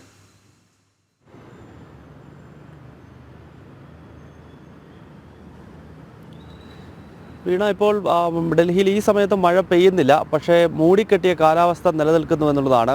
കഴിഞ്ഞ കുറേ ദിവസങ്ങളായി രാജ്യതലസ്ഥാനത്ത് അതിശക്തമായ ചൂടായിരുന്നു. പകൽ സമയങ്ങളിൽ ആളുകൾക്ക് പുറത്തിറങ്ങാൻ പറ്റാത്ത രീതിയിലേക്ക് ചൂട്, ഏതാണ്ട് 40 ഡിഗ്രിക്ക് അടുത്തൊക്കെ ഉച്ചസമയത്ത് ചൂടെത്തുന്ന ഒരു സാഹചര്യമുണ്ടായി. രാത്രി കാലഘട്ടങ്ങളിൽ പോലും ചൂട് ആളുകൾക്ക് ഉറങ്ങാൻ കഴിയാത്ത രീതിയിൽ അത്രത്തോളം ശക്തമായ ചൂടുകാലമായിരുന്നു. അതിനിടയിലാണ് ഇന്നലെ അർദ്ധരാത്രിയിലാണ് ഈ മഴയുണ്ടാകുന്നത്. ഇന്നലെ രാത്രി 1 മണി ശേഷം ഒരു 3 മണിക്കൂർ ശക്തമായ മഴ പെയ്തതിനാൽ ഡൽഹിയുടെ പല ഭാഗങ്ങളിലും വെള്ളക്കെട്ടുകൾ രൂപപ്പെട്ടിട്ടുണ്ട്. മാത്രമല്ല, ഈ മഴ തുടരാനുള്ള സാധ്യതയാണ് കാലാവസ്ഥാ നിരീക്ഷണ കേന്ദ്രം ഇപ്പോൾ വ്യക്തമാക്കുന്നത്. നേരത്തെ സൂചിപ്പിച്ചതുപോലെ പുലർച്ചെ തന്നെ മൂടിക്കെട്ടിക്കിടക്കുന്ന കാലാവസ്ഥയാണ്. അതിനാൽ ഇന്നത്തെ ദിവസവും ശക്തമായ മഴയ്ക്ക് സാധ്യതയുണ്ട് എന്ന് കാലാവസ്ഥാ നിരീക്ഷണ കേന്ദ്രം വ്യക്തമാക്കുന്നു. ഒപ്പം ഈ റെഡ് അലേർട്ട് നൽകുവാനുള്ള പ്രധാനപ്പെട്ട കാരണം ശക്തമായ കാറ്റിനുള്ള സാധ്യതയും ഇപ്പോൾ പ്രവചിക്കുന്നുണ്ട്. മണിക്കൂറിൽ 60 മുതൽ 100 കിലോമീറ്റർ വരെ വേഗത്തിലുള്ള കാറ്റ്, പൊടിയോടുകൂടിയ കാറ്റ് ഡൽഹി നഗരത്തിൽ അടിച്ചേക്കാം എന്നാണ് ഇപ്പോൾ കാലാവസ്ഥാ നിരീക്ഷണ കേന്ദ്രം വ്യക്തമാക്കുന്നത്. ഈ ഒരു പശ്ചാത്തലത്തിലാണ് ഡൽഹിയുടെ വിവിധ ഭാഗങ്ങളിൽ ഇപ്പോൾ റെഡ് അലേർട്ട് പ്രഖ്യാപിച്ചിരിക്കുന്നത്. ഇത് ഡൽഹിയിൽ മാത്രമല്ല, ഡൽഹിയോട് ചേർന്ന് കിടക്കുന്ന ഹരിയാന, ഉത്തർപ്രദേശ്, പഞ്ചാബ് തുടങ്ങിയ സംസ്ഥാനങ്ങളിലും ശക്തമായ മഴ പെയ്യും, കാറ്റോടുകൂടിയ മഴയുണ്ടാകുമെന്ന് സൂചനയുണ്ട്. ഏതായാലും കനത്ത ചൂടിൽ നിന്നും ഒരു ആശ്വാസമായിട്ടാണ് മഴ ഡൽഹിയിൽ പെയ്യുന്നത്. എങ്കിൽ പോലും ഈ ഡൽഹിയെ സംബന്ധിച്ചിടത്തോളം ഒരു 3 മണിക്കൂറിന് മുകളിലേക്ക് മഴ ഒരുമിച്ച് നിന്ന് പെയ്തു കഴിഞ്ഞാൽ വലിയ വെള്ളക്കെട്ടുകൾ നഗരത്തിൻ്റെ പല ഭാഗങ്ങളിൽ ഉണ്ടാകും. അതിനാൽ ജനജീവിതത്തെ അത് ദുസ്സഹമായി ബാധിക്കുന്ന രീതിയിലേക്കും കാര്യങ്ങൾ പോയേക്കാം. വീണ. ഓക്കെ, ശരി ഗൗതം. ഈ വീണ്ടും തിരുവനന്തപുരത്തേക്ക് വന്നാൽ മഴക്കാലപൂർവ്വ ശുചീകരണങ്ങൾ പാളിയതോടെ സംസ്ഥാനത്തെമ്പാടും കടുത്ത ആശങ്കയുണ്ട് എന്നുള്ള റിപ്പോർട്ട് തിരുവനന്തപുരത്ത് നിന്ന് വരുന്നുണ്ട്. കാലവർഷം നേരത്തെ എത്തിയതോടെ പകർച്ചവ്യാധികൾ പടർന്നു പിടിക്കുമോ എന്നതാണ് ജനങ്ങളുടെ ആശങ്ക. കോളറയ്ക്ക് പുറമെ ഡെങ്കുവിനും എലിപ്പനിക്കുമെതിരെ ജാഗ്രത പാലിക്കണമെന്ന് ആരോഗ്യവകുപ്പിന് നിർദ്ദേശവുമുണ്ട്.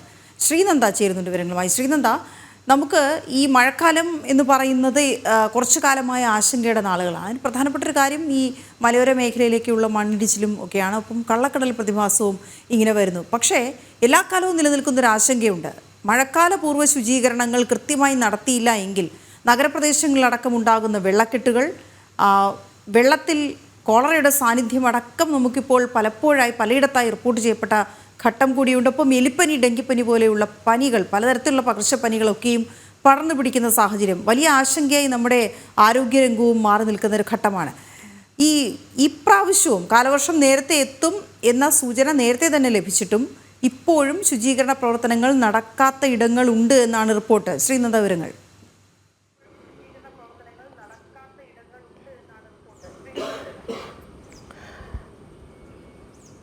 വീണ, അതിശക്തമായ മഴയാണ് സംസ്ഥാനത്തൊട്ടാകെ കേരളത്തിലുടനീളം തന്നെ ഉണ്ടായിക്കൊണ്ടിരിക്കുന്ന ഒരു സാഹചര്യം. ഇപ്പോൾ എല്ലാ ജില്ലകളിലും അലേർട്ടുകളെല്ലാം തന്നെ, ജാഗ്രതാ നിർദ്ദേശങ്ങളെല്ലാം തന്നെ പുറപ്പെടുവിച്ചിട്ടുണ്ട്.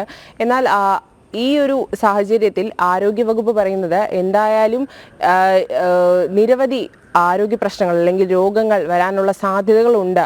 കാരണം മഴക്കാലമാണ്. ശുചീകരണ പ്രവർത്തനങ്ങളാണെങ്കിൽ വീണ പറഞ്ഞതുപോലെ തന്നെ എല്ലായിടത്തും കാര്യക്ഷമമായി നടക്കുന്നില്ല എന്നൊരു ആക്ഷേപം കൂടി വരുന്നുണ്ട്. ആരോഗ്യവകുപ്പ് കുറച്ച് നിർദ്ദേശങ്ങളാണ് ഇപ്പോൾ പുറപ്പെടുവിച്ചിരിക്കുന്നത്. വെള്ളക്കെട്ടിൽ ഇറങ്ങുന്ന ആൾക്കാരോട് കൈകാലുകളെല്ലാം തന്നെ വൃത്തിയാക്കിയ ശേഷം മാത്രം അടുത്ത ജോലികളിലേക്ക് കടക്കുക, അല്ലെങ്കിൽ വീടുകളിലേക്ക് പോവുക എന്നൊരു നിർദ്ദേശം നൽകുന്നുണ്ട്. അതുപോലെ തന്നെ എലിപ്പനി ബാധയുള്ളതിനാൽ വെള്ളക്കെട്ടിൽ ഇറങ്ങുന്നവർ എലിപ്പനി ബാധയ്ക്കുള്ള അല്ലെങ്കിൽ പ്രതിരോധത്തിനുള്ള ഗുളിക കഴിച്ച ശേഷം മാത്രം വെള്ളക്കെട്ടിലേക്ക് ഇറങ്ങുക എന്നൊരു നിർദ്ദേശം കൂടി ആരോഗ്യവകുപ്പ് നൽകുന്നുണ്ട്. സ്കൂളുകൾ തുടങ്ങാൻ ഇനി ദിവസങ്ങൾ മാത്രം ബാക്കി നിൽക്കുകയാണ്. ഈ ഒരു ആരോഗ്യവകുപ്പ് ശുചീകരണ പ്രവർത്തനങ്ങളെല്ലാം തുടങ്ങാൻ വേണ്ടി പോകുന്നതെന്ന് നമുക്ക് പറയാം. കാരണം ഇതുവരെയും നിരവധി സ്ഥലങ്ങളിൽ, മേഴഞ്ചാൻ തോട് ഉൾപ്പെടെയുള്ള സ്ഥലങ്ങളിൽ ഈ ഒരു വേസ്റ്റ് അല്ലെങ്കിൽ മാലിന്യങ്ങൾ കെട്ടിക്കിടക്കുന്ന ഒരു സാഹചര്യം ഇപ്പോഴുണ്ട്. നമ്മൾ കഴിഞ്ഞ ദിവസം അത് റിപ്പോർട്ട് ചെയ്തിരുന്നു. വൃത്തിയാക്കുന്നുണ്ട്, എന്നാലും വൃത്തിയാക്കലൊന്നും തന്നെ പൂർണ്ണമായി വൃത്തിയാക്കുന്നില്ല എന്നൊരു സാഹചര്യമാണ് ഇപ്പോൾ നിലവിലുള്ളത്. എന്തായാലും ഡെങ്കിപ്പനി, കോളറ അങ്ങനെയുള്ള നിരവധി രോഗങ്ങളാണ് ഈ ഒരു സാഹചര്യത്തിൽ അല്ലെങ്കിൽ പടരും അല്ലെങ്കിൽ ഉണ്ടാകും എന്നൊരു സാഹചര്യമാണ് ഇപ്പോൾ ഉള്ളത്. നിരവധി പേർക്ക് കോളറ ബാധിച്ച് ചികിത്സയിൽ കഴിയുന്നവരുണ്ട്. എന്തായാലും എന്നിട്ടുകൂടി ഇത്രയും രോഗവ്യാപനം നിലനിൽക്കുന്ന സാഹചര്യത്തിൽ എന്തുകൊണ്ടാണ് ആരോഗ്യവകുപ്പ് ഇത് കാര്യക്ഷമമായി എടുത്ത ഈ ഒരു മഴക്കാല ശുചീകരണ പ്രവർത്തനങ്ങൾ മുൻപ് തന്നെ ആരംഭിക്കാത്ത എന്നൊരു ചോദ്യമാണ് ഉന്നയിക്കുന്നത്. കാരണം ഇപ്രാവശ്യം ഏറ്റവും മുൻപാണ് ഇവിടെ മഴക്കാലം എത്തിയത്. 15 വർഷങ്ങൾക്ക് ശേഷമാണ് ഇത്രയും നേരത്തെ മഴക്കാലം എത്തുന്ന ഒരു സാഹചര്യം കേരളത്തിൽ ഉണ്ടാകുന്നത്. അതിനു മുൻപ് വേനൽ മഴ പെയ്യുന്ന സമയത്ത് തന്നെ ആരോഗ്യവകുപ്പിന് അതുപോലെ തന്നെ മറ്റ് അധികൃതർക്കും മഴക്കാലം എത്താറായി അല്ലെങ്കിൽ സ്കൂളുകൾ തുറക്കാറായി എന്നൊരു കാര്യം അറിയാവുന്നതാണ്. എന്നിട്ടുകൂടി എന്തുകൊണ്ടാണ് ഇത്രയും വൈകിപ്പിച്ചുകൊണ്ട് ഈ ഒരു ശുചീകരണ പ്രവർത്തനങ്ങൾ നടത്താൻ ആരംഭിച്ചത് എന്നൊരു ചോദ്യം നാട്ടുകാരും അതുപോലെ തന്നെ സ്കൂൾ തുറക്കുന്ന സാഹചര്യത്തിൽ വിദ്യാർത്ഥികളുടെ മാതാപിതാക്കളും ഉന്നയിക്കുന്ന ഒരു സാഹചര്യമുണ്ട്. എന്തായാലും കോളറ അങ്ങനെയുള്ള മറ്റ് രോഗങ്ങളെല്ലാം തന്നെ വ്യാപിച്ചുകൊണ്ടിരിക്കുന്ന സാഹചര്യത്തിൽ ശുചീകരണ പ്രവർത്തനങ്ങളെല്ലാം തന്നെ നേരത്തെ തന്നെ പൂർത്തിയാക്കാനുള്ള നടപടികൾ സ്വീകരിക്കുമെന്നാണ് ഇന്നലെ ആരോഗ്യവകുപ്പ് അറിയിച്ചിരിക്കുന്നത്. അവരോട് മുൻകരുതലുകളായി നിരവധി ആരോഗ്യ പ്രശ്നങ്ങളുള്ളവരോട് ഉടൻ തന്നെ ആശുപത്രിയിലേക്ക് എത്താനും അതുപോലെ തന്നെ പ്രാഥമിക ആരോഗ്യ കേന്ദ്രങ്ങളിൽ അസൗകര്യങ്ങൾ ഉണ്ടെങ്കിൽ അതെല്ലാം തന്നെ തീർത്ത് പൂർവ്വസ്ഥിതിയിലേക്ക് എത്തിക്കാനുള്ള സാഹചര്യം ഉണ്ടാക്കുമെന്നുകൂടി ആരോഗ്യവകുപ്പ് ഇന്നലെ പറയുകയുണ്ടായി. വീണ. ഓക്കെ, ശരി ശ്രീനന്ദ. NDA മുഖ്യമന്ത്രിമാരുടെ യോഗം ഇന്ന് ഡൽഹിയിൽ ചേരും. പഹൽഗാം ഭീകരാക്രമണത്തിന് പാകിസ്ഥാന് ഭാരതത്തിന്റെ കനത്ത പ്രഹരം ഓപ്പറേഷൻ സിന്ദൂറും 3-ാം മോദി സർക്കാരിന്റെ വാർഷികവും യോഗത്തിൽ ചർച്ചയാകും. ഓപ്പറേഷൻ സിന്ദൂറിന് നേതൃത്വം നൽകിയ 3 സേനകളെ പ്രശംസിച്ച് യോഗം പ്രമേയം അവതരിപ്പിക്കും. ഗൗതം അനന്തനാരായണൻ ചേരുന്നു വിവരങ്ങളുമായി. ഗൗതം, ഇന്ന് ഈ NDA മുഖ്യമന്ത്രിമാരുടെ യോഗം ഡൽഹിയിൽ ചേരുമ്പോൾ പ്രധാനപ്പെട്ട അജണ്ടയിൽ നമുക്കറിയാം പഹൽഗാം ഭീകരാക്രമണത്തിന് ഭാരതം നൽകിയ കനത്ത പ്രഹരം ഓപ്പറേഷൻ സിന്ദൂർ, അത് ചർച്ചയിൽ വരും എന്ന കാര്യത്തിൽ തർക്കമില്ല. മറ്റും എന്തൊക്കെ, ഇതുൾപ്പെടെ എന്തൊക്കെ?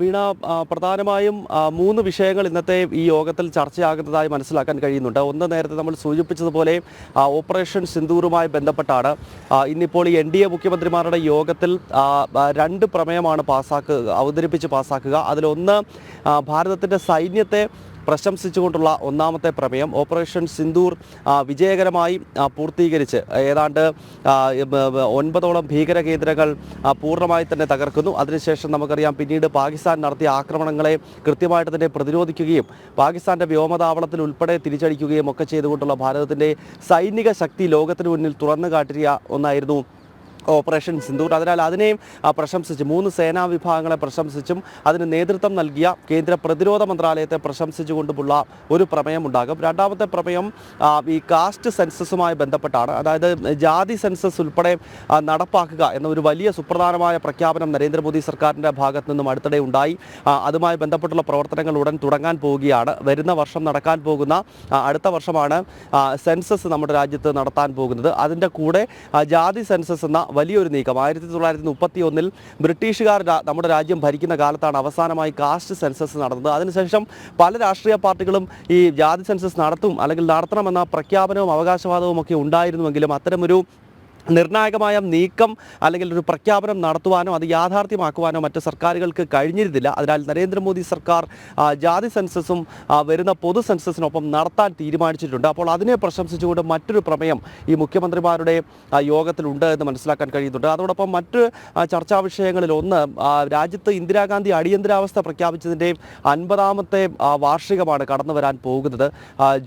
ജൂൺ മാസം 25 അർദ്ധരാത്രിയിലാണ് 1975 ഇന്ദിരാഗാന്ധിയുടെ കോൺഗ്രസ് ഭരണകൂടം നമ്മുടെ രാജ്യത്ത് അടിയന്തരാവസ്ഥ പ്രഖ്യാപിക്കുകയും അനേകായിരം വർഷത്തെ വലിയ പോരാട്ടങ്ങളിലൂടെ നമ്മൾ നേടിയെടുത്ത സ്വാതന്ത്ര്യം അത് പൂർണ്ണമായി തന്നെ ഇല്ലാതാക്കുകയും മാധ്യമങ്ങളെയും പ്രതിപക്ഷ നേതാക്കളെയും ഒക്കെ ജയിലിലടച്ച അടിയന്തരാവസ്ഥയുടെ കറുത്ത നാളുകൾ അതിന് ഏതാണ്ട് 50 വർഷം പൂർത്തിയാവുകയാണ്. അതിനാൽ അടിയന്തരാവസ്ഥയുടെ 50ാം വാർഷികം ഏത് രീതിയിൽ വേണം രാജ്യത്ത് കൊണ്ടാടുക? കാരണം അതിൻ്റെ ചരിത്രം, അടിയന്തരാവസ്ഥ എന്തായിരുന്നു, മാത്രമല്ല ഇപ്പോൾ ഭരണഘടനയെപ്പറ്റി വാചാലരാകുന്ന ആളുകളും കുടുംബവുമൊക്കെയാണ് അന്ന് നമ്മുടെ രാജ്യത്ത് ഭരണഘടനയെ നിശ്ചലമാക്കിക്കൊണ്ട് അടിയന്തരാവസ്ഥ പ്രഖ്യാപിച്ചത്. അതിനാൽ അത്തരം കാര്യങ്ങൾ എങ്ങനെ പൊതുസമൂഹത്തിലേക്ക് എത്തിക്കണം എന്നതിൻ്റെ ഒരു ചർച്ച കൂടി ഈ മുഖ്യമന്ത്രിമാരുടെ യോഗത്തിലുണ്ട് എന്നാണ് നമുക്ക് ലഭ്യമാകുന്ന വിവരം. വീണ. ഗൗതം, ഒരു വിഷയത്തിലേക്ക് കൂടി നമുക്കറിയാം, ഓപ്പറേഷൻ സിന്ദൂർ ഇവിടെ ഇപ്പോൾ ഈ NDA മുഖ്യമന്ത്രിമാരുടെ യോഗത്തിൽ വരും. ഭാരതത്തിനുള്ളിൽ പല യോഗങ്ങളിൽ ഇത് ചർച്ചയാകുന്നു, വിഷയമാകുന്നു. അതേസമയം നമ്മളെ സംബന്ധിച്ചിടത്തോളം, ഭാരതത്തിനെ സംബന്ധിച്ചിടത്തോളം ഓപ്പറേഷൻ സിന്ദൂർ അത് ലോകരാജ്യങ്ങളോട് വിശദീകരിക്കുന്ന ഒരു സാഹചര്യം കൂടിയാണല്ലോ. നമ്മുടെ സർവകക്ഷി സംഘം ലോകത്തിൻ്റെ വിവിധയിടങ്ങളിലേക്ക് പോയിരിക്കുകയാണ്. അതിൽ ഒരു സംഘം, ന്യൂയോർക്കിലെത്തിയ സംഘത്തിൻ്റെ വിവരങ്ങൾ, അതിൽ പെഹൽഗാമിൽ നടന്നത് മതപരമായ ആക്രമണമെന്ന് ശശി തരൂർ ഉൾപ്പെട്ട പ്രതിനിധി സംഘം വ്യക്തമാക്കിയ ഒരു സാഹചര്യം. അത് കേവലം ഒരു ഭീകരാക്രമണമല്ലെന്നും ആക്രമണത്തിന് ഇരകളായത് ഹിന്ദുക്കളാണെന്നും ശശി തരൂർ ന്യൂയോർക്കിൽ കൗൺസിലേഴ്സിനോട് പറഞ്ഞു എന്ന വിവരമാണ്. അദ്ദേഹത്തിൻ്റെ ആ വാക്കുകളും നമുക്ക് ലഭ്യമായിട്ടുണ്ടെന്നാണ് ഞാൻ മനസ്സിലാക്കുന്നത്. By doing so in an atrocious manner, that is, it was not just a terrorist attack of somebody indiscriminately blowing up people with a bomb. It was a bunch of people going around identifying the religion of the people before them and killing them on that basis, which was clearly intended to provoke a backlash in the rest of India,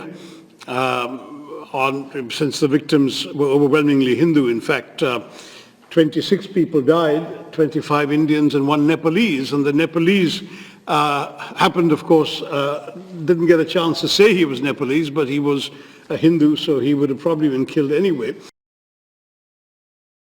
Gautam, ഇതിൻ്റെ വിശദാംശങ്ങളിലേക്ക് കൂടി നമ്മൾ പോവുകയാണ് എങ്കിൽ ഈ operation Sindoor നമ്മൾ നടപ്പിലാക്കിയ ഒരു സാഹചര്യം അതെന്തുകൊണ്ട് എന്ന ആ പേരിൻ്റെ അർത്ഥമടക്കം വരുന്ന രീതിയിൽ തന്നെയാണ് ഈ സർവകക്ഷി സംഘത്തെ നയിക്കുന്ന ശശി തരൂർ വ്യക്തമാക്കിയിരിക്കുന്നത്. അദ്ദേഹം പറഞ്ഞത് ഈ മതം ചോദിച്ചുകൊണ്ടുള്ള ഒരു ആക്രമണമാണ് നടന്നത് എന്നുള്ളത് ഉൾപ്പെടെയുള്ള കാര്യങ്ങൾ ഈ പ്രതിനിധി സംഘം അവിടെ വ്യക്തമാക്കിയിട്ടുണ്ടെന്നാണ് മനസ്സിലാക്കാൻ കഴിയുന്നത്. തുടക്കം മുതൽ തന്നെ അമേരിക്ക എടുത്തിട്ടുള്ള നിലപാടുകൾ കൂടി ഈ ഘട്ടത്തിൽ നമുക്ക് അറിയാവുന്നതാണ്. എന്താണ് ശശി തരൂർ വ്യക്തമാക്കിയത്? മറ്റ് കേന്ദ്ര സംഘങ്ങളുടെ സന്ദർശനം കൂടി.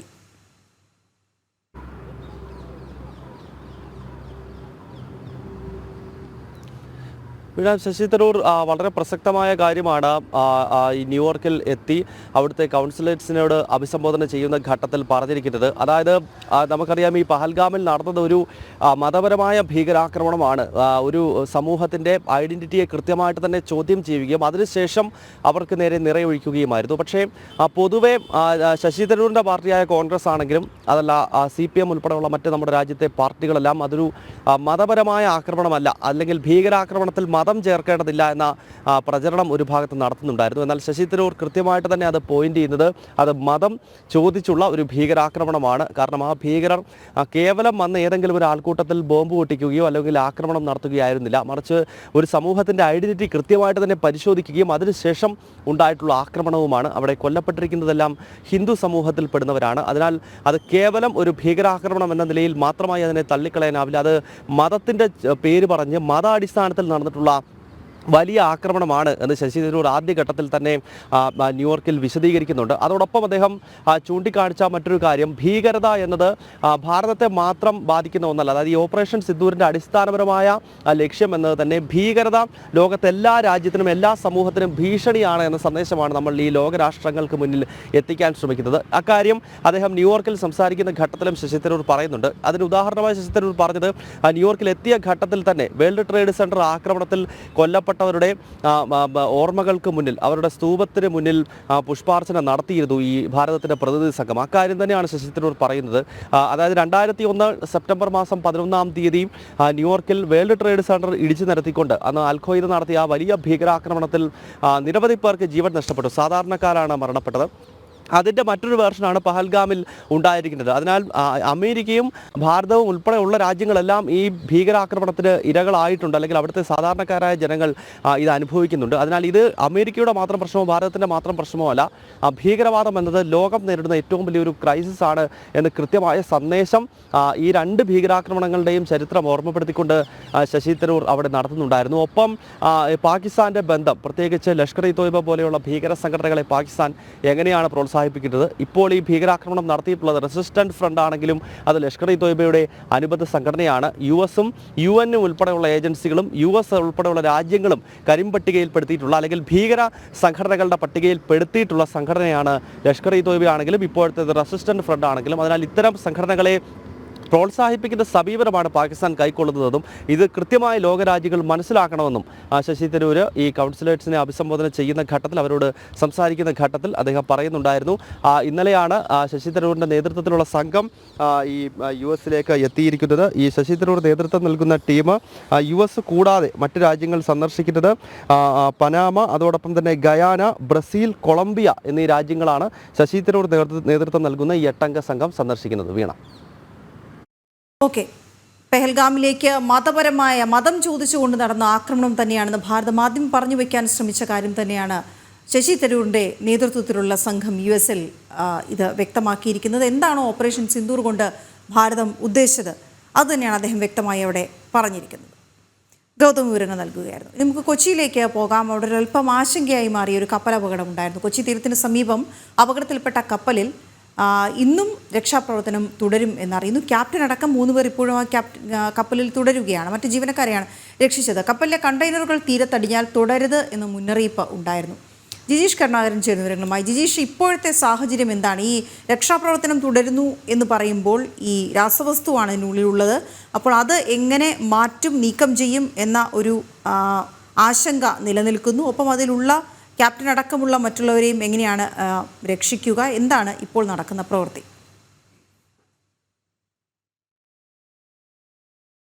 വീണ, നിലവിൽ ക്യാപ്റ്റൻ അടക്കമുള്ള ആളുകൾ 3 പേർ മാത്രമാണ് കപ്പലിലുള്ളത്. ഇവരെ പൂർണ്ണമായും തന്നെ അല്ലെങ്കിൽ രക്ഷപ്പെടുത്താൻ കഴിഞ്ഞിരിക്കുന്നു. എന്നാൽ അത് സാങ്കേതികമായ ചില കാര്യങ്ങൾ അവിടെ പൂർത്തിയാക്കാനുണ്ട്. കപ്പൽ കൂടുതൽ ചെരിയാതിരിക്കാനുള്ള പ്രവർത്തനങ്ങൾ നടത്തുന്നുണ്ട്. അതിനുവേണ്ടിയാണ് ക്യാപ്റ്റൻ അടക്കം ക്യാപ്റ്റനും ഫസ്റ്റ് എഞ്ചിനീയറും സെക്കൻഡ് എഞ്ചിനീയറും അടക്കമുള്ള 3 പേർ കപ്പലിൽ ഇപ്പോഴും തുടരുന്നത്. അതേ സമയത്ത് തന്നെ ജാഗ്രത നിർദ്ദേശം തുടരുകയും ചെയ്യുകയാണ്. ഇത്തരത്തിലുള്ള കണ്ടെയ്നറുകൾ രാസവസ്തുക്കൾ ഉൾപ്പെട്ടിട്ടുണ്ട് എന്നത് കൊണ്ട് തന്നെ ഈ കണ്ടെയ്നറുകൾ കരയിലേക്ക് എത്തുന്ന സാഹചര്യം ഉണ്ടായാൽ അതിനടുത്തേക്ക് പോവുകയോ തൊടുകയോ ചെയ്യരുത് എന്നൊരു ജാഗ്രതാ നിർദ്ദേശം കർശനമായി തന്നെ ഇവിടെ തുടരുകയും ചെയ്യുകയാണ്. കോസ്റ്റ് ഗാർഡും ഒപ്പം തന്നെ നാവികസേനയും എല്ലാം തന്നെ ഇക്കാര്യത്തിൽ മുന്നറിയിപ്പുകൾ നൽകിയിരുന്നു. അവരുടെ നേതൃത്വത്തിൽ കപ്പൽ ഉയർത്താനുള്ള സാധാരണ നിലയിലേക്ക് ഉയർത്തിക്കൊണ്ടുവരാനുള്ള ശ്രമങ്ങൾ നടക്കുകയാണ്. ഈ കണ്ടെയ്നറുകൾ 8 എണ്ണമാണ് ഇപ്പോഴും ചെരിഞ്ഞ് കടലിലേക്ക് വീണ് പല സ്ഥലങ്ങളിലേക്കായി ഒഴുകിപ്പോയത്. അത് കൊച്ചി മുതൽ തിരുവനന്തപുരം വരെയുള്ള തീരദേശ മേഖലയിൽ ഏത് ഭാഗത്ത് വേണമെങ്കിലും വന്ന് കരയ്ക്ക് അടിയാനുള്ള ഒരു സാധ്യത തന്നെയാണ് ഉള്ളത്. വലിയ തോതിൽ രാസവസ്തുക്കൾ അടങ്ങിയിട്ടുണ്ട് എന്നതുകൊണ്ട് തന്നെ അത് മനുഷ്യർക്ക് ഹാനികരമാണ് എന്ന മുന്നറിയിപ്പ് പലവട്ടം നൽകിയിട്ടുണ്ട്. ഇതിൽ കപ്പലിലുണ്ടായിരുന്ന 24 പേരെയും രക്ഷിക്കാൻ കഴിഞ്ഞിരിക്കുന്നു പൂർണ്ണമായും. അതിൽ തന്നെയുള്ള 3 പേരെ വീണ്ടും കപ്പലിൻ്റെ തന്നെ കൂടുതൽ സുരക്ഷയും അതിൻ്റെ ക്രമീകരണങ്ങളുമായി ബന്ധപ്പെട്ട് അവിടെ തുടരാൻ അനുവദിക്കുകയായിരുന്നു എന്ന കാര്യമാണ് കോസ്റ്റ് ഗാർഡും നാവികസേനയും എല്ലാം തന്നെ വ്യക്തമാക്കിയിരിക്കുന്നത്. നിലവിൽ അപകടസ്ഥിതി പൂർണ്ണമായും തന്നെ മാറ്റാൻ കഴിഞ്ഞിട്ടുണ്ട്, അല്ലെങ്കിൽ അപകടസ്ഥിതിയിൽ നിന്ന് കപ്പൽ ഉയർത്താൻ കഴിയുന്നുണ്ട്. കൂടുതൽ താഴുന്ന ഒരു സ്ഥിതിവിശേഷമല്ല. വിദഗ്ധരടക്കം വ്യക്തമാക്കുന്നത് പൂർണ്ണമായി നിറച്ചതായിരിക്കില്ല, അല്ലെങ്കിൽ കണ്ടെയ്നറുകൾ അത് നിറച്ച കണ്ടെയ്നറുകളായിരിക്കില്ല. സാധാരണ നിലയിൽ മുകൾ തട്ടുകളിൽ വയ്ക്കാറുള്ളത് ഇത്തരത്തിൽ കാലി കണ്ടെയ്നറുകളാണ് നിറച്ചു വയ്ക്കാറ്. അങ്ങനെയാണ് എങ്കിൽ കൂടുതൽ ഭീതിദായകമായ ഒരു സാഹചര്യത്തിലേക്ക് പോകേണ്ടതില്ല, അല്ലെങ്കിൽ അത്തരമൊരു സാധ്യതയില്ല എന്നത് തന്നെയാണ് വ്യക്തമാക്കുകയും ചെയ്യുന്നത്. ഇതിലുള്ള മുഴുവൻ പേരെയും രക്ഷിക്കാൻ കഴിഞ്ഞിട്ടുണ്ട്. ഇന്നലെയാണ് ലൈബീരിയൻ കപ്പലായ MNS എൽസ 3 അത് അപകടത്തിൽപ്പെട്ടത്. അപ്പോൾ തന്നെ രക്ഷാദൗത്യങ്ങൾ ഉച്ചയോടുകൂടി തന്നെ ആരംഭിച്ചിരുന്നു. അത് ചെരിഞ്ഞപ്പോൾ തന്നെ രക്ഷാദൗത്യങ്ങൾ ആരംഭിച്ചു. നാവികസേനയുടെയും ഒപ്പം തന്നെ കോസ്റ്റ് ഗാർഡിൻ്റെയും എല്ലാം തന്നെ കപ്പലുകൾ അവിടേക്ക് എത്തി. ഇപ്പോഴും കോസ്റ്റ് ഗാർഡിൻ്റെ 2 കപ്പലുകൾ, നാവികസേനയുടെ 1 കപ്പൽ, എയർക്രാഫ്റ്റുകൾ അടക്കമുള്ളവ ഈ രക്ഷാപ്രവർത്തനത്തിൻ്റെ കപ്പൽ ഉയർത്തുന്നതിനുള്ള ഒരു നടപടിയിലേക്ക് തന്നെയാണ് പോകുന്നത്. അത് വിജയകരമായി തന്നെ മുന്നോട്ട് പോകുന്നു. രാവിലെയെല്ലാം കാലാവസ്ഥ അനുകൂലമായിരുന്നു. പ്രതികൂല കാലാവസ്ഥയാണ് ഇത്തരം പ്രവർത്തനങ്ങൾക്ക് തടസ്സമാകുന്ന ഒരു ഘടകമായിരുന്നത് എങ്കിൽ രാവിലെ അനുകൂല കാലാവസ്ഥയായിരുന്നു. എന്നാൽ ഇപ്പോഴത് മാറി വരുന്നു എന്നത് ചെറിയ തോതിലുള്ള ആശങ്കയ്ക്ക് ഇടയാക്കുകയും ചെയ്യുന്നുണ്ട്. ഓക്കെ, ശരി ജിജീഷ്, അതാണ് സാഹചര്യം ഈ കപ്പൽ അപകടത്തിൽപ്പെട്ടതുമായി ബന്ധപ്പെട്ട്.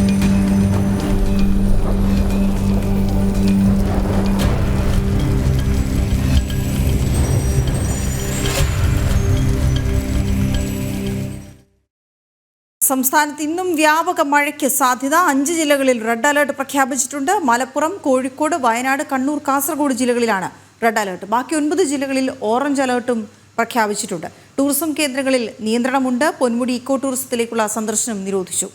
അഖിൽ പാലോട്ടുമടം ചേരുന്ന വിവരങ്ങളുമായി. അഖിൽ, സംസ്ഥാനത്തെമ്പാടും അതായത് 14 ജില്ലകളിലും അലേർട്ട് നിലനിൽക്കുകയാണ്. പക്ഷേ എപ്പോഴാണ് ഇതിനകത്ത് ഒരു റിവൈസ് വരിക? കാരണം നമുക്കറിയാം ഓരോ പ്രത്യേക സമയങ്ങളിലും ഈ അലേർട്ടുകൾ മാറി മാറി വരും. ഇപ്പം ഇന്ന് രാവിലത്തെ കാലാവസ്ഥ നോക്കിയതിന് ശേഷവും കാലാവസ്ഥ പ്രവചനങ്ങൾ കണക്കിലെടുത്ത ശേഷവും അലേർട്ടുകളിൽ മാറ്റം വരാം. അത് എപ്പോഴത്തേക്കാണ് പ്രതീക്ഷിക്കേണ്ടത്? ഇപ്പോൾ നിലനിൽക്കുന്ന മുന്നറിയിപ്പുകൾ എന്തൊക്കെയാണ്?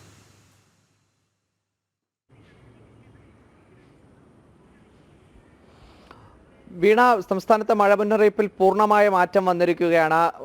റെഡ് അലർട്ട് ഉണ്ടായിരുന്നത് പൂർണ്ണമായും ഒഴിവായിരിക്കുകയാണ്. ഇപ്പോൾ എല്ലാ ജില്ലകളിലും, അതായത് 14 ജില്ലകളിലും ഓറഞ്ച് അലർട്ടാണ്, മുന്നറിയിപ്പാണ് ഇപ്പോൾ വന്നിരിക്കുന്നത്. അതായത് ഏറ്റവും അവസാനത്തെ മഴ മുന്നറിയിപ്പ് കേന്ദ്ര കാലാവസ്ഥാ നിരീക്ഷണ കേന്ദ്രം പുറപ്പെടുവിക്കുന്നതിൽ 14 ജില്ലകളിലും ഓറഞ്ച് അലർട്ടാണ്. അതായത് നേരത്തെ വടക്കൻ ജില്ലകളിൽ റെഡ് അലർട്ട് ആയിരുന്നു, അതും ഇപ്പോൾ മാറി ഓറഞ്ച് അലർട്ടിലേക്ക് മാറിയിരിക്കുകയാണ്. എറണാകുളം, തൃശ്ശൂർ, മലപ്പുറം, കോഴിക്കോട് ജില്ലകളിൽ 50 കിലോമീറ്റർ വേഗതയിൽ കാറ്റിന് സാധ്യതയുള്ളപ്പോൾ അവിടെയും ഓറഞ്ച് അലർട്ടാണ്. പത്തനംതിട്ട, ആലപ്പുഴ, കോട്ടയം, പാലക്കാട്, കോഴിക്കോട്, വയനാട്, കണ്ണൂർ, കാസർഗോഡ് ജില്ലകളിലും ഓറഞ്ച് അലർട്ടാണ്. പക്ഷേ അവിടെ 40 കിലോമീറ്റർ വേഗതയിൽ മാത്രമാണ് കാറ്റ് ഉണ്ടാകാൻ സാധ്യത എന്നതാണ് പറയുന്നത്. തിരുവനന്തപുരം, കൊല്ലം ജില്ലകളിലാകട്ടെ അത് 30ലേക്ക് താഴുന്നുണ്ട്. അങ്ങനെ ഓറഞ്ച് അലർട്ടിലേക്ക് മാറുന്നുണ്ട്. അതായത് ഒരു ശാന്തമായ സ്ഥിതിയിലേക്ക് മാറുന്നുണ്ട്. അതീവ മഴയില്ല, എന്നാലും ശക്തമായ മഴയ്ക്ക് സാധ്യതയുണ്ട് എന്ന് തന്നെയാണ് പറയുന്നത്. ഓറഞ്ച് അലർട്ടാണ് നിലനിൽക്കുന്നത്. ഒരിടവും ഇപ്പോഴും ഗ്രീനായി മാറിയിട്ടില്ല. എന്തായാലും ഇപ്പോൾ റെഡ് അലർട്ടിൽ നിന്നും ഇപ്പോൾ നമുക്ക് ഓറഞ്ച് അലർട്ടിലേക്ക് എത്തി എന്നുള്ളത് ഒരു ആശ്വാസകരമായ ഒരു കാര്യമാണ്. വീണ, മറ്റ് മുന്നറിയിപ്പുകൾ പിൻവലിച്ചിട്ടുണ്ടോ അഖിൽ? അതായത് ഇപ്പോൾ പൊന്മുടിയിലേക്കുള്ള യാത്രാ നിരോധനമുണ്ട്. മറ്റ് വിനോദസഞ്ചാര ഇടങ്ങൾ പലയിടങ്ങളിലും യാത്രാ നിരോധനമുണ്ട്. മലയോര പ്രദേശങ്ങളിൽ ചില നിർദ്ദേശങ്ങൾ നൽകിയിട്ടുണ്ട്. അത്തരം നിർദ്ദേശങ്ങൾക്കൊക്കെ മാറ്റം വന്നിട്ടുണ്ടോ?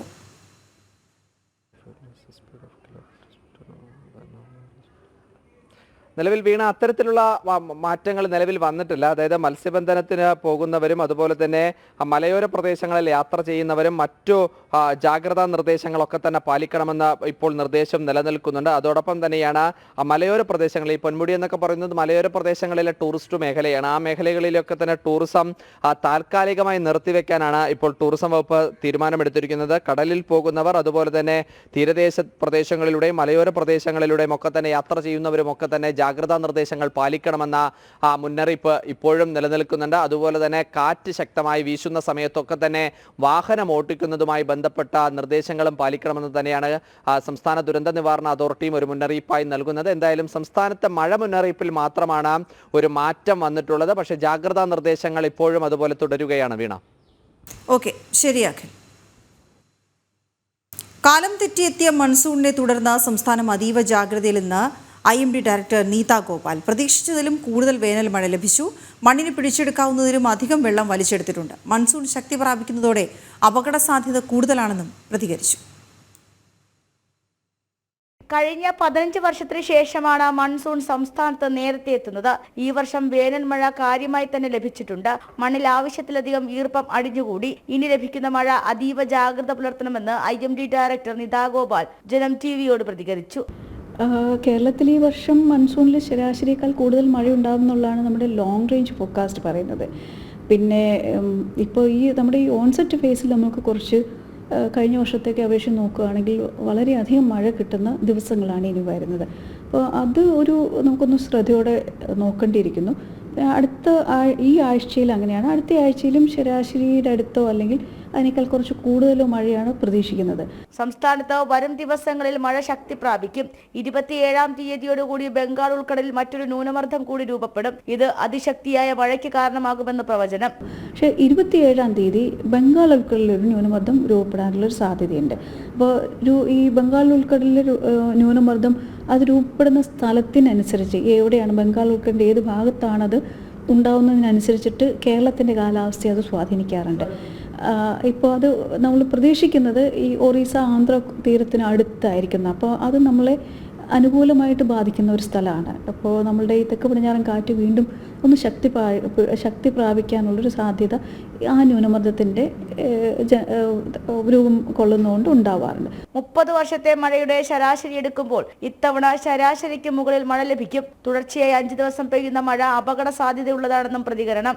30 വർഷത്തെ ആവറേജ് കേരളത്തിലെ മുഴുവൻ മഴ എടുത്തിട്ടാണ് അതിനെയാണ് നമ്മൾ ലോങ് പീരീഡ് ആവറേജ് എന്ന് പറയുന്നത്. കുറേ വർഷത്തെ ആവറേജ്. കാരണം ചില വർഷങ്ങളിൽ നമുക്ക് കൂടുതൽ മഴ കിട്ടും, ചില വർഷങ്ങളിൽ കുറവായിരിക്കാം. അപ്പോൾ അതിനൊരു ആവറേജ് വാല്യൂ കണ്ടുപിടിക്കാനായിട്ടാണ് ഈ 30 വർഷത്തെ മഴയുടെ ആവറേജ് എടുക്കുകയാണ് ചെയ്യുന്നത്. അപ്പോൾ അതിൽ നിന്ന് വളരെ വ്യത്യസ്തത കാണിക്കുന്ന ആ വാല്യൂസൊക്കെ അതിൽ നിന്ന് അങ്ങ് എലിമിനേറ്റ് ആയി പോകുമല്ലോ ആവറേജ് എടുക്കുമ്പോൾ. അപ്പോൾ ഇതൊരു കമ്പാരിസൺ പർപ്പസിന് വേണ്ടിയിട്ടാണ് നമ്മൾ അതിൻ്റെ ദിവസം എന്ന് പറഞ്ഞാൽ ജൂൺ 1 മുതൽ സെപ്റ്റംബർ 30 വരെയുള്ള മഴ മാത്രമേ നമ്മൾ അതിൽ കണക്കാക്കുകയും ചെയ്യുന്നുള്ളൂ. നിലവിൽ കർണാടക തീരത്തും അറബിക്കടലിനോട് ചേർന്നും ന്യൂനമർദ്ദം നിലനിൽക്കുന്നുണ്ട്. ഇന്നും നാളെയും ലഭിക്കുന്ന മഴ ഈ ന്യൂനമർദ്ദത്തിന്റെ സ്വാധീനത്തിലായിരിക്കും. ക്യാമറമാൻ രഞ്ജിത് മോഹനോടൊപ്പം ടിൻഡുദാസ്, ജനം, തിരുവനന്തപുരം. കനത്ത മഴയിൽ കോഴിക്കോട്ട് വൻ നാശം. വിലങ്ങാട് പന്നിയേരി ഉന്നതിയിൽ മണ്ണിടിച്ചിലുണ്ടായി ഒരു കുടുംബത്തെ മാറ്റിപ്പാർപ്പിച്ചു. പന്നിയേരി ഉന്നതിയിലെ പാലിൽ ലീലയും കുടുംബത്തെയുമാണ് മാറ്റിപ്പാർപ്പിച്ചത്. ഗോകുൽ ചേരുന്ന വിവരങ്ങളുമായി. ഗോകുൽ, റെഡ് അലേർട്ട് നിലനിന്ന പ്രദേശമാണ്. ഇപ്പോൾ അലേർട്ട് മാറിയിട്ടുണ്ട്. പക്ഷെ അതേസമയം കഴിഞ്ഞ സമയങ്ങളിൽ പെയ്ത കനത്ത മഴ വലിയ കെടുതികൾ ഉണ്ടാക്കിയിട്ടുണ്ടെന്ന് റിപ്പോർട്ടുണ്ട്. എന്തൊക്കെയാണ്? വീണ, ഇന്നലെ വൈകിട്ടും മിനിയാന്നുമൊക്കെ വലിയ രീതിയിലുള്ള മഴയാണ് കോഴിക്കോട് ജില്ലയിലെ എല്ലാ മേഖലയിലും റിപ്പോർട്ട് ചെയ്തത്. മലയോര മേഖലയിലും നഗരത്തിലും ഒരു വ്യത്യാസവുമില്ലാതെ ഒരുപോലെ ശക്തമായ മഴ പെയ്യുന്ന ഒരു സാഹചര്യം ഉണ്ടായിരുന്നു. ഇന്നലെ വൈകിട്ടോട് കൂടിയിട്ടാണ് മഴയ്ക്ക് അല്പശമനം വന്നത്. എന്നാൽ കഴിഞ്ഞ ദിവസങ്ങളിൽ പെയ്ത മഴയിൽ കനത്ത നാശനഷ്ടം ജില്ലയിലെ വിവിധ മേഖലകളിൽ റിപ്പോർട്ട് ചെയ്യപ്പെട്ടിട്ടുണ്ട്. കഴിഞ്ഞ വർഷം ഉരുൾപൊട്ടലുണ്ടായ വിലങ്ങാട് ഉന്നതിയിൽ ഒരു വീടിന്റെ പുറകിലേക്ക് മണ്ണിടിഞ്ഞു വീണു. അവരെ അവിടുന്ന് മാറ്റി താമസിപ്പിക്കുന്ന ഒരു സാഹചര്യം ഉണ്ടായിട്ടുണ്ട്. അതോടൊപ്പം തന്നെ തൊട്ടിൽപ്പാലത്ത് കുറ്റ്യാടി പുഴയുടെ കൈവരിയായ കരിയങ്ങാട് പുഴയുടെ സൈഡ് ഇടിഞ്ഞു വീണിട്ട് 4 കുടുംബങ്ങളെ മാറ്റിപ്പാർപ്പിച്ചിട്ടുണ്ട്. 4 കുടുംബങ്ങളിൽ നിന്ന് 14ഓളം ആളുകളെയാണ് മാറ്റിപ്പാർപ്പിച്ചിട്ടുള്ളത്. തീരത്തുള്ള മസ്ജിദുൽ ഫറൂഖ് പള്ളിയും ഈ കുടുംബങ്ങൾ താമസിച്ചിരുന്ന ക്വാർട്ടേഴ്സും അപകട ഭീഷണിയിലാണ് എന്ന് പറയുന്നു. ഈ തോടിന്റെ ഭിത്തിയാണ് അത്, അല്ലെങ്കിൽ സൈഡ് തീരമാണ് ഇടിഞ്ഞു പോയിട്ടുള്ളത്. അങ്ങനെയാണ് 4 കുടുംബങ്ങളിൽ നിന്നുള്ള 14 ആളുകളെ മാറ്റിപ്പാർപ്പിച്ചിട്ടുള്ളത്. അതോടൊപ്പം തന്നെ കൊയിലാണ്ടി നടേരി കടവ് പള്ളിക്ക് സമീപം മരം പൊട്ടി വീണിട്ട് വൈദ്യുതി പോസ്റ്റുകൾക്ക് നാശനഷ്ടം സംഭവിച്ചിട്ടുണ്ട്. രാജീവ് ഉന്നതി, നടേരി സൗത്ത് എന്നീ സ്ഥലങ്ങളിലേക്കുള്ള വൈദ്യുതി ബന്ധമാണ് തകരാറിലായിട്ടുള്ളത്. മിനിയാന്നത്തെ ദിവസത്തെ അപേക്ഷിച്ച് നോക്കുകയാണെങ്കിൽ ഇന്നലെ രാത്രിയിൽ നാശനഷ്ടങ്ങളുടെ അളവ് കുറവാണ്. എന്നാൽ ജില്ലാ ഭരണകൂടം ജാഗ്രതാ നിർദ്ദേശങ്ങൾ കൂടുതൽ കർശനമാക്കിയിട്ടുണ്ട്. പറഞ്ഞതുപോലെ തന്നെ ഈ കടലിലേക്കൊന്നും വിനോദസഞ്ചാര കേന്ദ്രങ്ങളിലേക്കുമുള്ള ആളുകളുടെ പോക്കിനെ തടഞ്ഞിട്ടുണ്ട്, നിരോധനം ഏർപ്പെടുത്തിയിട്ടുണ്ട്. അതോടൊപ്പം തന്നെ ഈ ക്വാറികളുടെ പ്രവർത്തനം വിലക്കിയിട്ടുണ്ട്, കിണർ നിർമ്മാണം വിലക്കിയിട്ടുണ്ട്, മണ്ണെടുപ്പ് വിലക്കിയിട്ടുണ്ട്, കടലിൽ നിന്നും പുഴയിൽ നിന്നുമുള്ള മണ്ണെടുപ്പ് വിലക്കിയിട്ടുണ്ട്. അത്തരത്തിലുള്ള ജാഗ്രതാ നിർദ്ദേശങ്ങളൊക്കെ പുറപ്പെടുവിച്ചിട്ടുണ്ട്. ഈ പറഞ്ഞതുപോലെ തന്നെ വിലങ്ങാട് കൂടുതൽ ശക്തമായ മഴ പെയ്യുകയാണെങ്കിൽ ഇന്നും നാളെയും റെഡ് അലർട്ട് ആയിരുന്നു പ്രഖ്യാപിച്ചിട്ടുണ്ടായിരുന്നത്. അങ്ങനെ കൂടുതൽ ശക്തമായ മഴ വരികയാണെങ്കിൽ വിലങ്ങാടുള്ള 50ഓളം കുടുംബങ്ങളെ മാറ്റിപ്പാർപ്പിക്കുവാൻ വേണ്ടിയിട്ടുള്ള താൽക്കാലിക സംവിധാനം വിലങ്ങാട് പാരിഷ് ഹാളിലും സെന്റ് ജോസഫ് പള്ളിയിലും ഒക്കെ ആയിട്ട് സജ്ജീകരിച്ചിട്ടുണ്ട്. ഇത്തരത്തിൽ ജാഗ്രതാ നിർദ്ദേശങ്ങൾ കർശനമാക്കുന്നു. അതോടൊപ്പം തന്നെ ചില കാര്യങ്ങൾ ജാഗ്രതാ നിർദ്ദേശങ്ങൾ പുറപ്പെടുവിപ്പിക്കുന്നുമുണ്ട്. ആ ജാഗ്രതാ നിർദ്ദേശങ്ങളൊക്കെ എല്ലാവരും പാലിക്കണമെന്ന നിർദ്ദേശമാണ് ജില്ലാ ഭരണകൂടത്തിന്റെ ഭാഗത്തുനിന്നുണ്ടാവുന്നത്. ഇടവിട്ട് മഴ പെയ്യുന്നു എന്നുള്ളതാണ് ഇന്നലെ രാത്രി മുതൽ അല്ലെങ്കിൽ ഇന്നലെ വൈകിട്ട് മുതൽ ഈ സമയം വരെ നമുക്ക് കാണുവാൻ വേണ്ടി സാധിക്കുന്നത്. അതായത് കുറച്ച് സമയം മഴ പെയ്യുന്നു, ശക്തമായ രീതിയിൽ മഴ പെയ്ത് വലിയ അളവിൽ വെള്ളം വരുന്നു, കുറച്ച് സമയത്തേക്ക് മഴയില്ലാതിരിക്കുന്നു, പിന്നീട് വീണ്ടും വരുന്നു എന്ന രീതിയിലാണ് മഴ ഉണ്ടാവുന്നത്. ഒറ്റപ്പെട്ട സ്ഥലങ്ങളിൽ പക്ഷേ മഴ പെയ്യുന്നതായിട്ടുള്ള അറിവ് തന്നെയാണ് ലഭിക്കുന്നത്. മലയോര മേഖലയിൽ ചില പ്രദേശങ്ങളിൽ ഒറ്റപ്പെട്ടു ശക്തമായ മഴ ഇപ്പോഴും ലഭിച്ചുകൊണ്ടിരിക്കുകയാണ്. ഇരവഴഞ്ഞിപ്പുഴ ഉൾപ്പെടെയുള്ള സ്ഥലങ്ങളിലെ പുഴകളിലെ ജലനിരപ്പ് ഉയർന്നതായിട്ടുള്ള നിർദ്ദേശമുണ്ട്. അതിനാൽ തന്നെ ഈ പുഴയുടെ സൈഡുകളിൽ താമസിക്കുന്ന ആളുകളോട് ജാഗ്രതാ നിർദ്ദേശങ്ങളൊക്കെ പുറപ്പെടുവിപ്പിച്ചിട്ടുണ്ട്. വടക്കൻ മലബാറിൽ ഭൂരിപക്ഷം ജില്ലകളിലും റെഡ് അലർട്ടാണ് ഇന്ന് പ്രഖ്യാപിച്ചിട്ടുള്ളത്. 3 മണിക്കൂറുകൾ കൂടുമ്പോൾ സ്വാഭാവികമായിട്ടും അപ്ഡേറ്റുകൾ ഉണ്ടാവുന്നു. ഇപ്പോഴും മഴ മൂടിയ അന്തരീക്ഷമാണ് കോഴിക്കോട് ജില്ലയിലെ വിവിധ മേഖലകളിൽ നിലനിൽക്കുന്നത്. ഓക്കെ, ശരി. ഗൂഗിൾ വിവരങ്ങൾ നൽകുകയായിരുന്നു. ഈ നേരത്തെ അഖിൽ സൂചിപ്പിച്ചിരുന്നു അലർട്ടുകളിൽ ഈ റെഡ് അലർട്ട്, ഓറഞ്ച് അലർട്ട് ആ രീതിയിലുള്ള അലർട്ടുകളിൽ മാറ്റം വന്നിട്ടുണ്ട്. പക്ഷേ അതേസമയം മുന്നറിയിപ്പുകളൊന്നും തന്നെ പിൻവലിച്ചിട്ടില്ല. അത് പ്രത്യേകം ശ്രദ്ധിക്കണം. വീണ്ടും പകർച്ചവ്യാധി ഭീഷണിയിലാണ് കോഴിക്കോട് ജില്ല. മഴക്കാലത്തോടെ പലയിടത്തും വെള്ളക്കെട്ടുകൾ രൂപപ്പെട്ടിട്ടുണ്ട്. നഗരസഭയും ആരോഗ്യവകുപ്പും അടക്കം മഴക്കാലപൂർവ്വ ശുചീകരണത്തിൽ വീഴ്ച വരുത്തിയെന്ന വിമർശനവും ശക്തമാണ്. ഗൂഗിൾ ചേരുന്നുണ്ട് വിവരങ്ങളുമായി. ഗൂഗിൾ, ഈ പകർച്ചവ്യാധി ഒരു വലിയ പ്രശ്നമാണ്. അത് ആ കോഴിക്കോട് ജില്ലയിലാകെയും വലിയ ഒരു മുന്നറിയിപ്പായി നിലനിൽക്കുന്നുമുണ്ട്. അപ്പോൾ എന്തൊക്കെ മുന്നറിയിപ്പുകൾ ഇപ്പോൾ ജനങ്ങൾക്ക് നൽകിയിട്ടുണ്ട്? മുന്നൊരുക്കങ്ങൾ സ്വീകരിച്ചിട്ടുണ്ടോ? മുന്നൊരുക്കങ്ങളുടെ കാര്യത്തിൽ ഒരു പാളിച്ച സംഭവിച്ചിട്ടുണ്ട് എന്ന വിമർശനമാണ് ഇപ്പോൾ ഉയരുന്നത്. കോഴിക്കോട് കോർപ്പറേഷൻ പരിധിയിൽ ഓരോ വാർഡിലേക്കും 75,000 രൂപ വീതമാണ് ഈ മഴക്കാല പൂർവ്വ ശുചീകരണത്തിനായിട്ട് അനുവദിച്ചിരുന്നത്. എന്നാൽ ആ പണം മതിയാവാത്തൊരു സാഹചര്യമാണ് ഉള്ളത് എന്ന് പല സ്ഥലങ്ങളിൽ നിന്നും കൗൺസിലർമാർ പറയുന്നു.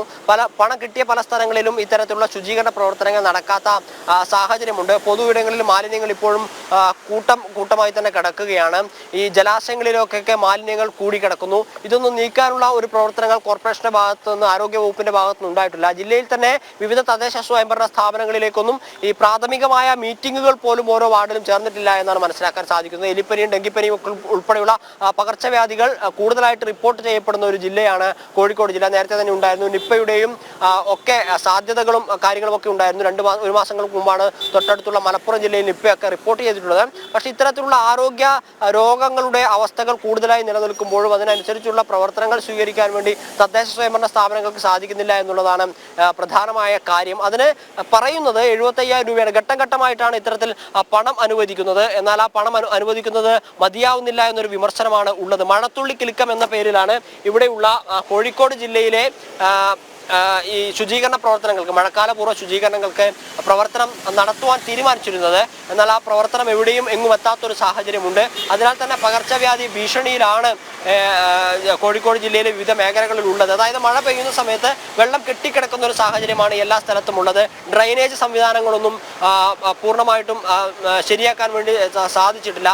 കോഴിക്കോട് നഗരത്തിൽ തന്നെയുള്ള മാനാഞ്ചിറ കിഡ്സൺ കോർണറിന് സമീപമുള്ള സ്ഥലത്ത് കഴിഞ്ഞ ദിവസം വൈകുന്നേരം പെയ്ത മഴയാണ്. ഇതുവരെ ആ വെള്ളം എങ്ങോട്ടും ഒഴുകി പോകാനുള്ള സംവിധാനങ്ങളില്ല.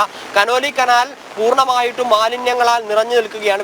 ഒരുപാട് ഫണ്ടുകളൊക്കെ ചെലവഴിച്ച് അവിടുത്തെ മാലിന്യം നീക്കാനുള്ള പ്രവർത്തനങ്ങളൊക്കെ നേരത്തെ നടത്തിയിരുന്നെങ്കിലും ഒന്നും ശരിയാവാത്തൊരവസ്ഥയാണ്. അതിനാൽ തന്നെ കൗൺസിലർമാർ ഉൾപ്പെടെയുള്ള ആളുകൾ വിമർശനം ഉന്നയിക്കുന്നു. ജനങ്ങൾ ഇത്തരത്തിലുള്ള പകർച്ചവ്യാധി ഭീഷണിയെ നേരിടുകയാണ്. ആ സമയത്ത് വരുന്ന ജാഗ്രതാ നിർദ്ദേശം നമ്മൾ മഴക്കാലത്ത് ഈ ചൂടുള്ള വെള്ളം കുടിക്കുക, അത്യാവശ്യം മാത്രം പുറത്തിറങ്ങുന്ന സാഹചര്യം ഉണ്ടാവുക, ജലാശയങ്ങളിലേക്ക് ഇറങ്ങാതിരിക്കുക തുടങ്ങിയ നിർദ്ദേശങ്ങളാണ് നൽകുന്നത്. പക്ഷേ ഈ മഴക്കാല പൂർവ്വ ശുചീകരണ പ്രവർത്തനങ്ങൾ നടത്താതെ ഇത്തരത്തിലുള്ള ജാഗ്രതാ നിർദ്ദേശങ്ങൾ മാത്രം കാരണം വകുപ്പിന്റെ ഭാഗത്തു നിന്നുണ്ടായതുകൊണ്ട് ഈ പ്രശ്നങ്ങൾ പരിഹരിക്കപ്പെടുകയില്ല എന്ന വിമർശനം ഇപ്പോൾ ശക്തമായി തന്നെ നിലനിൽക്കുന്നുണ്ട്. വീണ. ഓക്കെ, ശരി ഗോകുൽ. ഇനി കൊച്ചിയിലേക്ക് വന്നാൽ, കൊച്ചി തീരമേഖലയിൽ കനത്ത ജാഗ്രതാ നിർദ്ദേശം നൽകിയിട്ടുണ്ട്. ഉയർന്ന തിരമാലകൾക്ക് സാധ്യതയുള്ളതിനാൽ ചെല്ലാനം മുതൽ മുനമ്പം വരെയുള്ള പ്രദേശങ്ങളിൽ ജില്ലാ ഭരണകൂടം ജാഗ്രതാ നിർദ്ദേശം പുറപ്പെടുവിച്ചിരിക്കുകയാണ്. കിരൺ ചേരുന്ന വിവരങ്ങളുമായി. കിരൺ, അലർട്ടുകളിൽ മാറ്റം വന്നിട്ടുണ്ട്, പക്ഷേ മുന്നറിയിപ്പുകൾ ഇപ്പോഴും നിലനിൽക്കുകയാണ്. അതുകൊണ്ട് തന്നെ ഇത്തരം കാര്യങ്ങളിൽ ജാഗ്രത തുടരേണ്ടതുണ്ട്. നിർദ്ദേശങ്ങൾ എന്താണ്?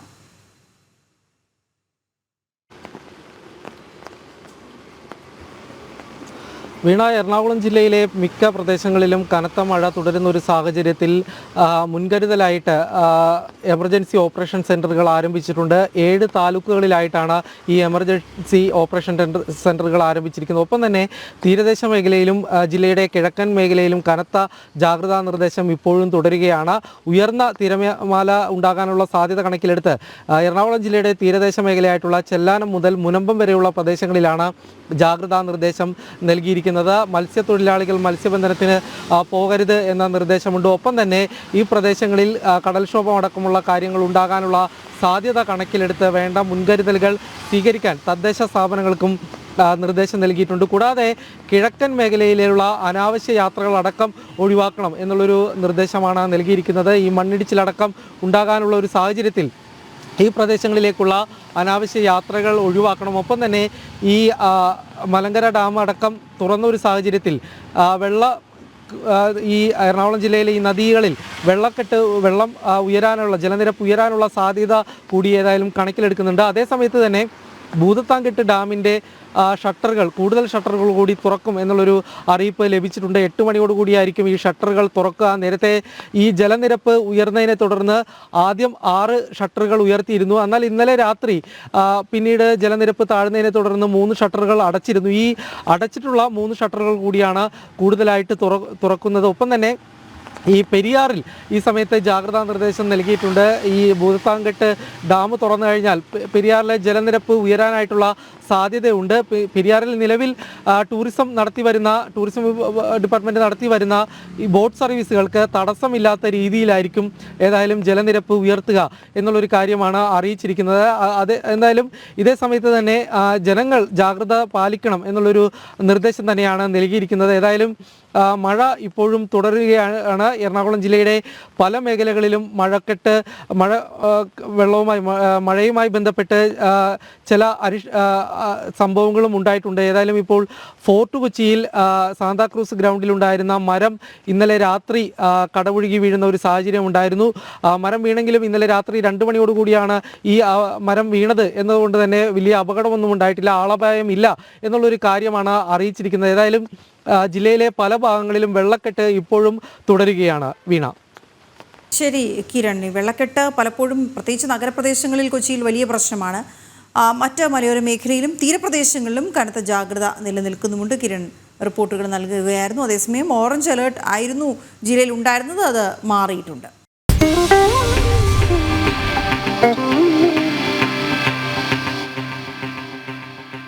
ഇടുക്കി പാമ്പാടുംപാറയിൽ മരം വീണ് പരിക്കേറ്റ ഇതര സംസ്ഥാന തൊഴിലാളിയായ സ്ത്രീ മരിച്ചു. തേനി മെഡിക്കൽ കോളേജിലായിരുന്നു അന്ത്യം.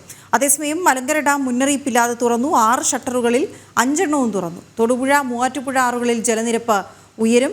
വിവരങ്ങളുമായി സുബിൻ ചേർന്നു. സുബിൻ, മുന്നറിയിപ്പില്ലാതെയാണ് ഡാം തുറന്നു വിട്ടിരിക്കുന്നത്. അപ്പോൾ ഏതൊക്കെ ഭാഗങ്ങളെ അത് ബാധിക്കും? ഈ തുറന്നു വിട്ടതിന് ശേഷമെങ്കിലും ഈ തീരപ്രദേശങ്ങളിലുള്ളവർക്ക് ഇപ്പോൾ ജാഗ്രതാ നിർദ്ദേശം നൽകിയിട്ടുണ്ടോ?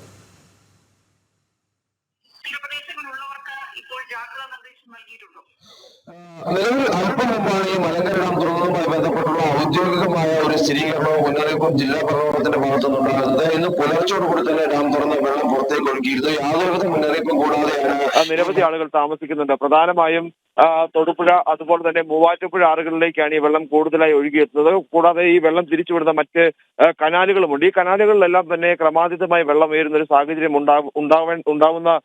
ഉണ്ടാവുന്നുണ്ട്.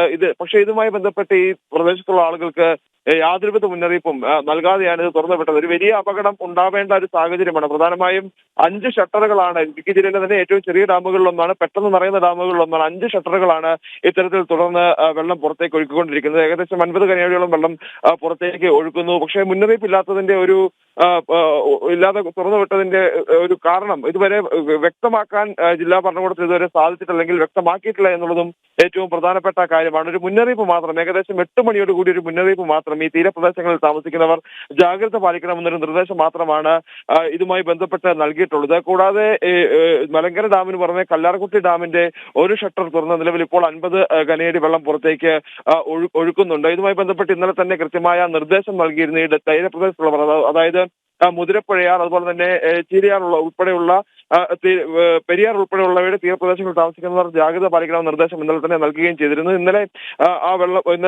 രാത്രിയോടുകൂടി ഏകദേശം 15 സെന്റിമീറ്ററോളം ഉയർത്തിയ വെള്ളം പുറത്തേക്ക് ഒഴുകി. അതിനുശേഷമാണ് ഈ വെള്ളം കൂടുന്ന സാഹചര്യം ഉണ്ടായതോടുകൂടി ഇന്ന് രാവിലെ ഷട്ടർ കൂടുതൽ ഉയർത്തുന്ന ഒരു സാഹചര്യം ഉണ്ടായിട്ടുള്ളത്. എന്തായാലും ജില്ലയിൽ ഇപ്പോഴും ഇടവിട്ട് ശക്തമായ മഴ തുടരുന്ന ഒരു സാഹചര്യമുണ്ട്. പ്രധാനമായും തൊടുപുഴ, മൂന്നാർ, കട്ടപ്പന ഉൾപ്പെടെയുള്ള നെടുങ്കണ്ടം ഉൾപ്പെടെയുള്ള പ്രദേശങ്ങളിൽ ഇടവിട്ട് ശക്തമായ മഴ തന്നെ പെയ്യുന്നുണ്ട്. ഇപ്പോൾ നിലവിൽ എല്ലാ മേഖലകളിൽ നിന്നും മഴ മാറി നിൽക്കുന്ന ഒരു സാഹചര്യമുണ്ട്. പക്ഷേ മൂടിക്കെട്ടിയ ഒരു അന്തരീക്ഷം തന്നെയാണ് ഉള്ളത്. ഇതിൽ ജില്ലയിൽ ഈ മഴക്കെടുതിയുമായി ബന്ധപ്പെട്ട ഒരു മരണം ഇന്ന് പുലർച്ചെ റിപ്പോർട്ട് ചെയ്തിട്ടുണ്ട്. അത് പാമ്പാടും പാറയിൽ നിന്നാണ്. ഇതര സംസ്ഥാന തൊഴിലാളിയായിട്ടുള്ള ഒരു സ്ത്രീയാണ് മരിച്ചത്. ഇന്നലെ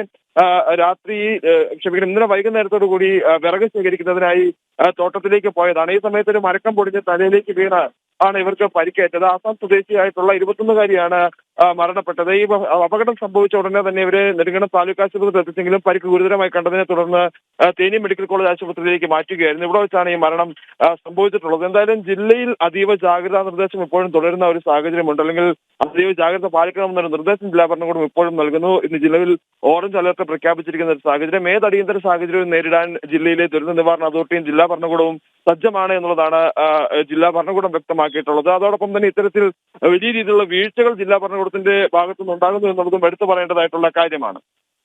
ഓക്കെ, ശരി സുബിൻ.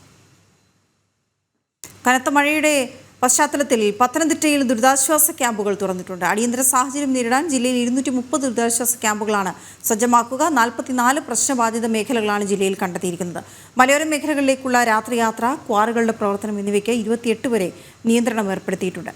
മിഥുൻ ചേരുന്ന വിവരങ്ങളുമായി. മിഥുൻ, എന്തൊക്കെ നിയന്ത്രണങ്ങളാണ് ജില്ലയിൽ നിലനിൽക്കുന്നത്?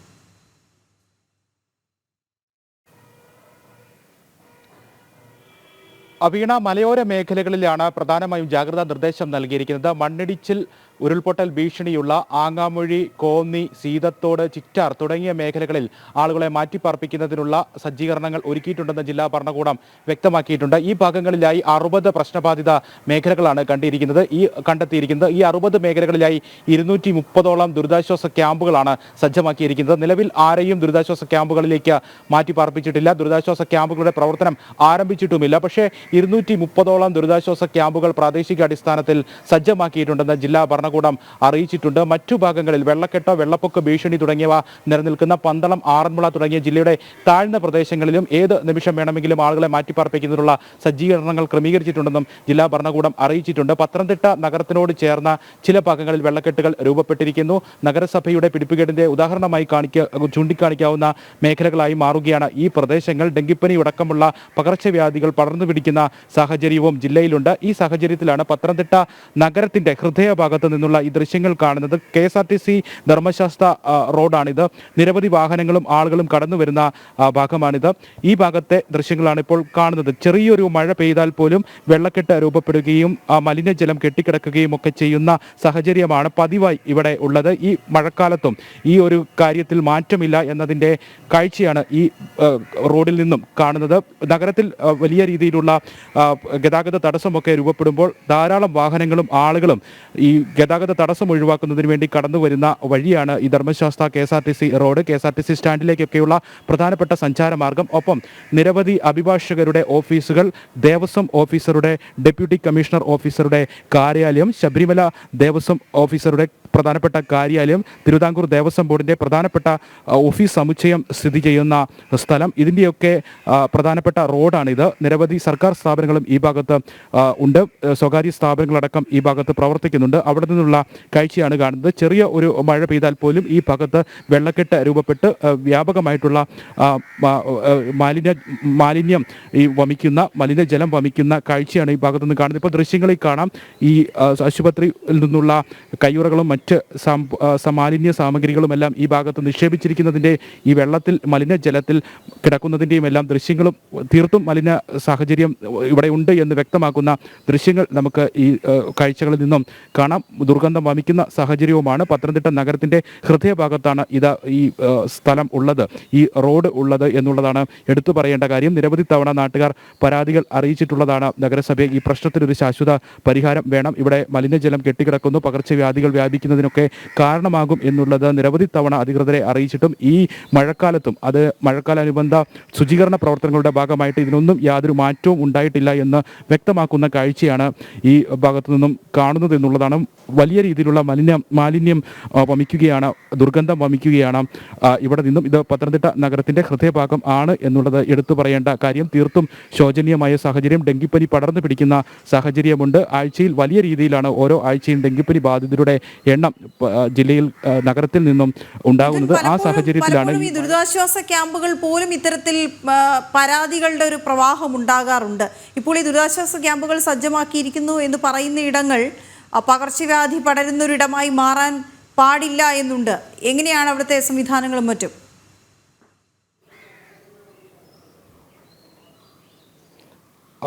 വീണ, പ്രധാനമായിട്ടും മലയോര മേഖലകളിലാണ് ഈ ദുരിതാശ്വാസ ക്യാമ്പുകൾ, അത് സ്കൂളുകൾ കേന്ദ്രീകരിച്ചുകൊണ്ടാണ് സജ്ജമാക്കിയിരിക്കുന്നത്. അവിടെ നിലവിൽ ഇപ്പോൾ ദുരിതാശ്വാസ ക്യാമ്പുകളുടെ പ്രവർത്തനം ആരംഭിച്ചിട്ടില്ല, ആരെയും മാറ്റി പാർപ്പിച്ചിട്ടില്ല. അടിയന്തര സാഹചര്യം ഉണ്ടാവുകയാണെങ്കിൽ മാറ്റി പാർപ്പിക്കുന്നതിനുള്ള സജ്ജീകരണം മാത്രമാണ്, തയ്യാറെടുപ്പുകൾ മാത്രമാണ് നടത്തിയിരിക്കുന്നത്. 230 കേന്ദ്രങ്ങൾ ഇത്തരത്തിൽ സജ്ജമാക്കി നിലനിർത്തിയിട്ടുമുണ്ട്. തുടർച്ചയായ മഴ ജില്ലയിൽ ഇല്ല. പകൽ സമയത്ത് മഴ മാറി നിൽക്കുകയും വൈകിട്ട് 5 മണിക്ക് ശേഷം കഴിഞ്ഞ 2 ദിവസമായി മഴ ശക്തമാകുന്ന കാലാവസ്ഥയുമാണ് ജില്ലയിൽ ഉള്ളത്. അതുകൊണ്ട് തന്നെ ഇടപെട്ടുള്ള മഴ ആയതുകൊണ്ട് തന്നെ കാര്യമായി ആളുകളെ മാറ്റിപ്പാർപ്പിക്കേണ്ട സാഹചര്യം ജില്ലയിൽ ഉണ്ടായിട്ടില്ല. പക്ഷേ നിർത്താതെ പെയ്യുന്ന മഴ, ഇനി റെഡ് അലേർട്ടാണ് നാളെ ജില്ലയിൽ പ്രഖ്യാപിച്ചിരിക്കുന്നത്. ഇന്ന് ഓറഞ്ച് അലേർട്ടും. ഇനി തുടർച്ചയായി ശക്തമായ മഴ ഉണ്ടാവുകയാണെങ്കിൽ തീർച്ചയായും ഈ ഭാഗങ്ങളിൽ നിന്നെല്ലാം 60ഓളം പ്രശ്നബാധിത മേഖലകളിൽ നിന്നെല്ലാം ആളുകളെ മാറ്റിപ്പാർപ്പിക്കേണ്ടി വരും, ദുരിതാശ്വാസ കേന്ദ്രങ്ങളിലേക്ക് മാറ്റിപ്പാർപ്പിക്കേണ്ടി വരും. ദുരിതാശ്വാസ ക്യാമ്പുകളെല്ലാം ശുചീകരണ പ്രവർത്തനങ്ങളെല്ലാം സജ്ജമാക്കിയാണ് ക്രമീകരിച്ചിരിക്കുന്നത് എന്നുള്ളതാണ് ജില്ലാ ഭരണകൂടം അറിയിച്ചിരിക്കുന്നത്. ഇനി ഈ ദുരിതാശ്വാസ ക്യാമ്പുകളുടെ പ്രവർത്തനം ആരംഭിച്ചാൽ മാത്രമാകും അത് ഏത് രീതിയിലാണ് ഈ ജില്ലാ ഭരണകൂടം ഉറപ്പു നൽകുന്ന രീതിയിൽ കൃത്യമായി തന്നെ ആരോഗ്യ ശുചീകരണ സംവിധാനങ്ങളെല്ലാം ക്രമീകരിച്ചുകൊണ്ടാണോ പ്രവർത്തനം ക്രമീകരിച്ചിരിക്കുന്നത് എന്നുള്ള കാര്യത്തിൽ ഒരു വ്യക്തത വരികയുള്ളൂ. എന്തായാലും ഇപ്പോൾ നിലവിൽ ഈ ദുരിതാശ്വാസ ക്യാമ്പുകളിലേക്ക് ആളുകളെ മാറ്റിപ്പാർപ്പിച്ചിട്ടില്ല, പ്രവർത്തനം ആരംഭിച്ചിട്ടുമില്ല. നിലവിൽ മറ്റ് ഈ നദികളുടെയൊന്നും അച്ചൻകോവിലാർ, പമ്പയാർ തുടങ്ങിയ നദികളുടെ ജലനിരപ്പ് അപകട ഭീഷണി ഉയർത്തുന്ന രീതിയിലേക്ക് മാറിയിട്ടുമില്ല. ക്രമാനുഗതമായി തന്നെ സാധാരണ നിലയിൽ തന്നെയാണ് നദികളെല്ലാം ഒഴുകുന്നത്. നിലവിൽ അപകട ഭീഷണി ഉയർത്തുന്നത് ശക്തമായ കാറ്റാണ്. കാറ്റിൽ മരങ്ങൾ മറിഞ്ഞു വീണ് പലയിടങ്ങളിലും അപകടം ഉണ്ടാകുന്നുണ്ട്, ഗതാഗത തടസ്സം ഉണ്ടാകുന്നുണ്ട്, പോസ്റ്റുകൾ മറിഞ്ഞു വീണ് വൈദ്യുതി പോസ്റ്റുകൾ മറിഞ്ഞു വീണ് വൈദ്യുതി ബന്ധവും അപകടവും ഉണ്ടാകുന്നുണ്ട്. വീടുകൾക്ക് മുകളിലേക്ക് മരങ്ങൾ തിരുവല്ലയിലും അടൂരും കടപുഴകി വീണ് നാശനഷ്ടങ്ങൾ ഉണ്ടായിട്ടുണ്ട്. കൃഷി വ്യാപകമായി നശിച്ചിട്ടുണ്ട്, വാഴകൃഷിയടക്കം വ്യാപകമായി നശിക്കുന്ന സംഭവങ്ങൾ ജില്ലയിൽ നിന്ന് റിപ്പോർട്ട് ചെയ്യപ്പെട്ടിട്ടുണ്ട്. ഇത്തരത്തിലുള്ള അനിഷ്ട സംഭവങ്ങളാണ് നിലവിൽ ജില്ലയിൽ നിന്ന് റിപ്പോർട്ട് ചെയ്യപ്പെട്ടിരിക്കുന്നത്. മലയോര മേഖലകളിൽ ശക്തമായ കാറ്റും ഉരുൾപൊട്ടൽ ഭീഷണി, മണ്ണിടിച്ചിൽ ഭീഷണി ഉണ്ട്. കോന്നി, പെരിനാട്, റാന്നി, വടശ്ശേരിക്കരയുടെ ചില ഭാഗങ്ങൾ, തണ്ണിത്തോട് തുടങ്ങിയ ഭാഗങ്ങളിലൊക്കെയാണ് ഇത്തരത്തിലുള്ള മണ്ണിടിച്ചിൽ ഉരുൾപൊട്ടൽ ഭീഷണി നിലനിൽക്കുകയും ചെയ്യുന്നത്. ഈ ഭാഗങ്ങളിലാണ് പ്രധാനമായും ഈ പ്രശ്നബാധിത ആളുകളെ ദുരിതാശ്വാസ കേന്ദ്രങ്ങളിലേക്ക് മാറ്റിപ്പാർപ്പിക്കുന്നതിനുള്ള സജ്ജീകരണങ്ങളും വളരെ വേഗത്തിൽ തയ്യാറാക്കുകയും വേണ്ടത്. എന്തായാലും ഈ മഴക്കാല പൂർവ്വ ശുചീകരണ പ്രവർത്തനങ്ങൾ നടത്തുന്നതിൽ പത്തനംതിട്ട നഗരസഭയ്ക്ക് വലിയ വീഴ്ച സംഭവിച്ചു എന്നതിൻ്റെ ഉദാഹരണമായാണ് നമ്മൾ ഈ ദൃശ്യങ്ങൾ കാണുന്നത്. മാലിന്യം വമിക്കുന്ന, മലിനജലം കെട്ടിക്കിടക്കുന്ന കാഴ്ച. അത് നഗരത്തിൻ്റെ ഹൃദയത്തോട് ചേർന്ന ഭാഗത്താണ്. വളരെ അധികം ആളുകൾ തിങ്ങിപ്പാർക്കുന്ന ഭാഗത്ത് ആളുകളുടെ സഞ്ചാരം ഏത് സമയവും എല്ലാ സമയവും മുഴുവൻ സമയവുമുള്ള KSRTC ബസ് സ്റ്റാൻഡുകളിലേക്കൊക്കെ ആളുകൾ പോകുന്നതിന് വേണ്ടി പ്രധാന സഞ്ചാര മാർഗമായിട്ടുള്ള ഭാഗത്തു നിന്നുള്ള ദൃശ്യങ്ങളാണ് കാണുന്നത്. അത് മഴക്കാലപൂർവ്വ ശുചീകരണ പ്രവർത്തനങ്ങൾ കൃത്യമായി നടപ്പാക്കിയിട്ടില്ല എന്നതിൻ്റെ ഒരു ഉദാഹരണമായിട്ട് നമുക്ക് ചൂണ്ടിക്കാണിക്കാൻ കഴിയുന്ന പ്രധാനപ്പെട്ട കാര്യമായിട്ട് ഇത് മാറുന്നു. പകർച്ചവ്യാധികൾ പറന്നു പിടിക്കുന്ന സാഹചര്യവും ജില്ലയിലുണ്ട് എന്നുള്ളതാണ് എടുത്തു പറയേണ്ട കാര്യം. തീർച്ചയായും മിഥുൻ, വളരെ ആശങ്കയുണ്ടാക്കുന്ന ദൃശ്യങ്ങൾ തന്നെയാണ് ഇപ്പോൾ മിഥുൻ പ്രേക്ഷകർക്ക് കാണിച്ചു കൊടുത്തത്. വയനാട് വൈത്തിരി ചാരിറ്റിയിൽ വ്യാപക മണ്ണിടിച്ചിലിൽ ആശങ്കയിലായി പ്രദേശവാസികൾ. സ്വകാര്യ വ്യക്തി നിർമ്മിച്ച 100 മീറ്ററോളം സംരക്ഷണ മതിൽ തകർന്നു. പ്രദേശത്ത് മഴ ശക്തമായതിനാൽ കൂടുതൽ പ്രദേശം ഇടിയുമോ എന്ന ആശങ്കയും നാട്ടുകാർക്കുണ്ട്.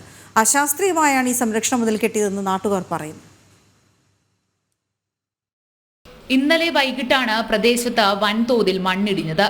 മേഖലയിൽ പെയ്ത കനത്ത മഴയിൽ സംരക്ഷണ ഭിത്തി ഒന്നാകെ ഇടിഞ്ഞു വീഴുകയായിരുന്നു. സമീപത്ത് വിള്ളലുകളും രൂപപ്പെട്ടിട്ടുണ്ട്. നിർമ്മാണം അശാസ്ത്രീയമാണെന്നും ഉടമയ്ക്കെതിരെ നടപടി സ്വീകരിക്കുമെന്നും വൈത്തിരി ഗ്രാമപഞ്ചായത്ത് പ്രസിഡന്റ് NV വിജേഷ് പറഞ്ഞു. മേഖലയിൽ കൂടുതൽ മണ്ണിടിച്ചിൽ ഉണ്ടാകുമോ എന്ന ആശങ്കയിലാണ് നാട്ടുകാർ. ഇവിടെ നിലവിൽ 100 മീറ്ററോളം ഇപ്പം ഇടിഞ്ഞിട്ടുണ്ട്. ഈ നിലവിൽ ഇടിയാനുള്ള സാധ്യതയുണ്ട്. അവിടെ ഇവിടെയൊക്കെ പൊട്ടും കാര്യങ്ങളൊക്കെ ഉണ്ട്.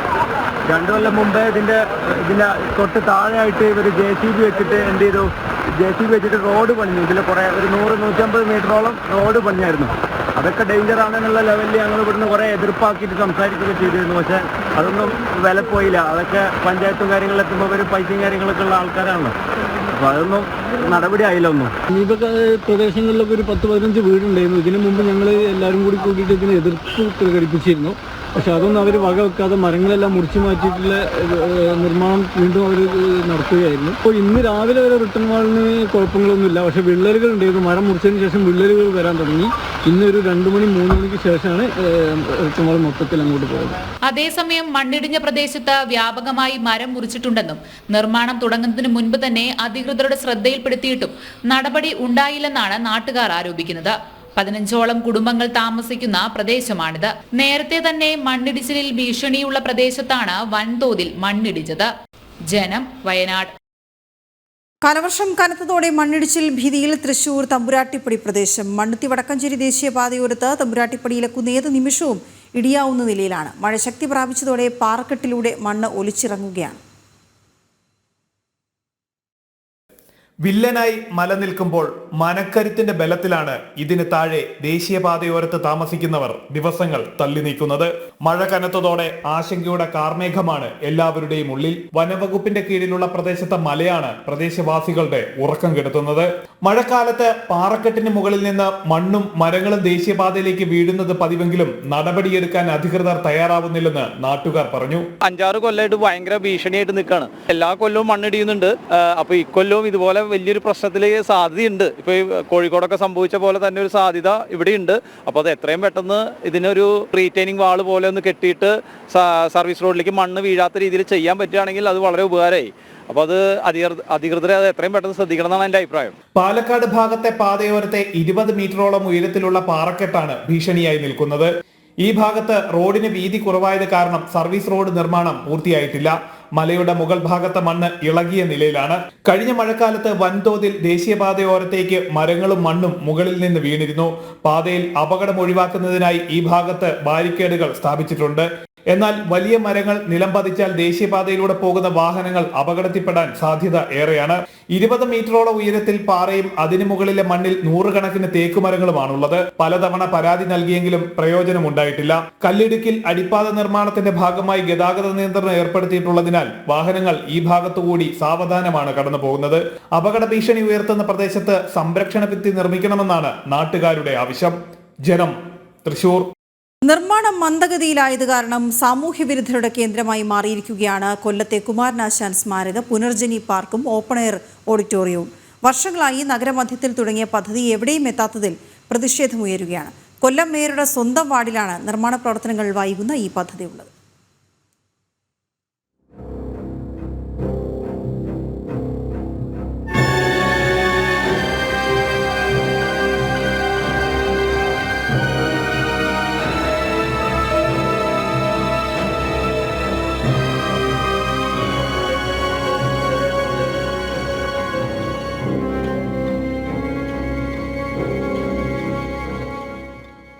കൊല്ലം KSRTC ബസ് സ്റ്റാൻഡിന് സമീപം ലിങ്ക് റോഡിന് വശത്താണ് മഹാകവിയുടെ പേരിൽ ഓപ്പൺ എയർ ഓഡിറ്റോറിയവും പുനർജനി പാർക്കും നിർമ്മിക്കാൻ തീരുമാനമായത്.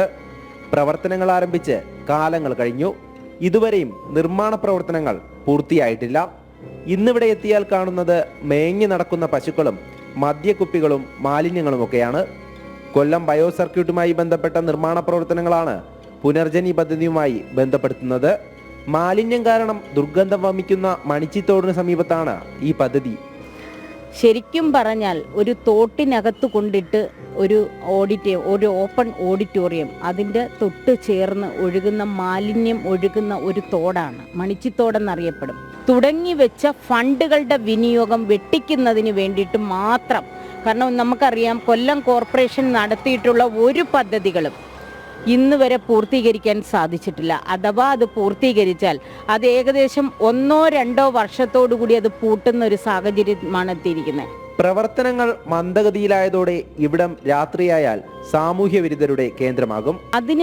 അതിൻ്റെ ബാക്കിലായിട്ട് സാമൂഹ്യ വിരുദ്ധരുടെ ശല്യമാണ് ഇപ്പോൾ നിലവിൽ അവിടെ നടന്നുകൊണ്ടിരിക്കുന്നത്. നമുക്ക് സന്ധ്യയായി കഴിഞ്ഞാൽ നമ്മൾ അതുവഴി പാസ് ചെയ്യുമ്പോൾ ഒരുപാട് ആൾക്കാർ വന്നിങ്ങനെ ഇരിക്കുന്നിടത്ത്, നമുക്കറിയാം ഒരു ഓപ്പൺ ഓഡിറ്റോറിയം ആകുമ്പോൾ ഒരുപാട് ആളുകൾക്ക് ഇരിക്കേണ്ട സാഹചര്യത്തിൽ വൃത്തിയായ ഒരു സാഹചര്യത്തിലാണ് ഇത് ഉണ്ടാക്കേണ്ടത്. സമാനമായി നഗരമധ്യത്തിൽ നിർമ്മിച്ച പാർക്കുകൾ പലതും കോർപ്പറേഷന് ഉപയോഗപ്പെടുത്താൻ പറ്റിയിട്ടില്ല എന്ന ആക്ഷേപവും ഉയരുന്നുണ്ട്. കുമാരനാശാൻ ഓപ്പൺ എയർ ഓഡിറ്റോറിയത്തിന്റെ ഫെൻസിംഗ്, ഇലക്ട്രിക് വർക്കുകളൊക്കെയും ഇനി പൂർത്തിയാകാനുണ്ട്. കോർപ്പറേഷൻ ഭരണസമിതിയുടെ കാലാവധി കഴിയാൻ കുറച്ചുകാലമേ ഇനി ബാക്കിയുള്ളൂ. അതേസമയം മേയറുടെ സ്വന്തം വാർഡിലെ പദ്ധതി പോലും പൂർത്തിയാക്കാൻ കഴിയുന്നില്ല എന്നതാണ് ആക്ഷേപം. ജനം, കൊല്ലം. എറണാകുളം തിരുവാങ്കുളത്ത് 3 വയസ്സുകാരിയെ പീഡിപ്പിച്ച പ്രതിയുമായി തെളിവെടുപ്പ് നടത്തും. പ്രതിയെ ഇന്നലെ 3 ദിവസത്തേക്ക് കസ്റ്റഡിയിൽ ലഭിച്ചിരുന്നു. അതേസമയം കുട്ടിയെ പുഴയിലെറിഞ്ഞ് കൊലപ്പെടുത്തിയ അമ്മയെ പോലീസ് ചോദ്യം ചെയ്യുന്നത് തുടരുകയാണ്. കിരൺ ചേരുന്ന വിവരങ്ങളുമായി. കിരൺ, ഈ കേസിൽ എന്തൊക്കെയാണ് ഇന്ന് നടപടികൾ?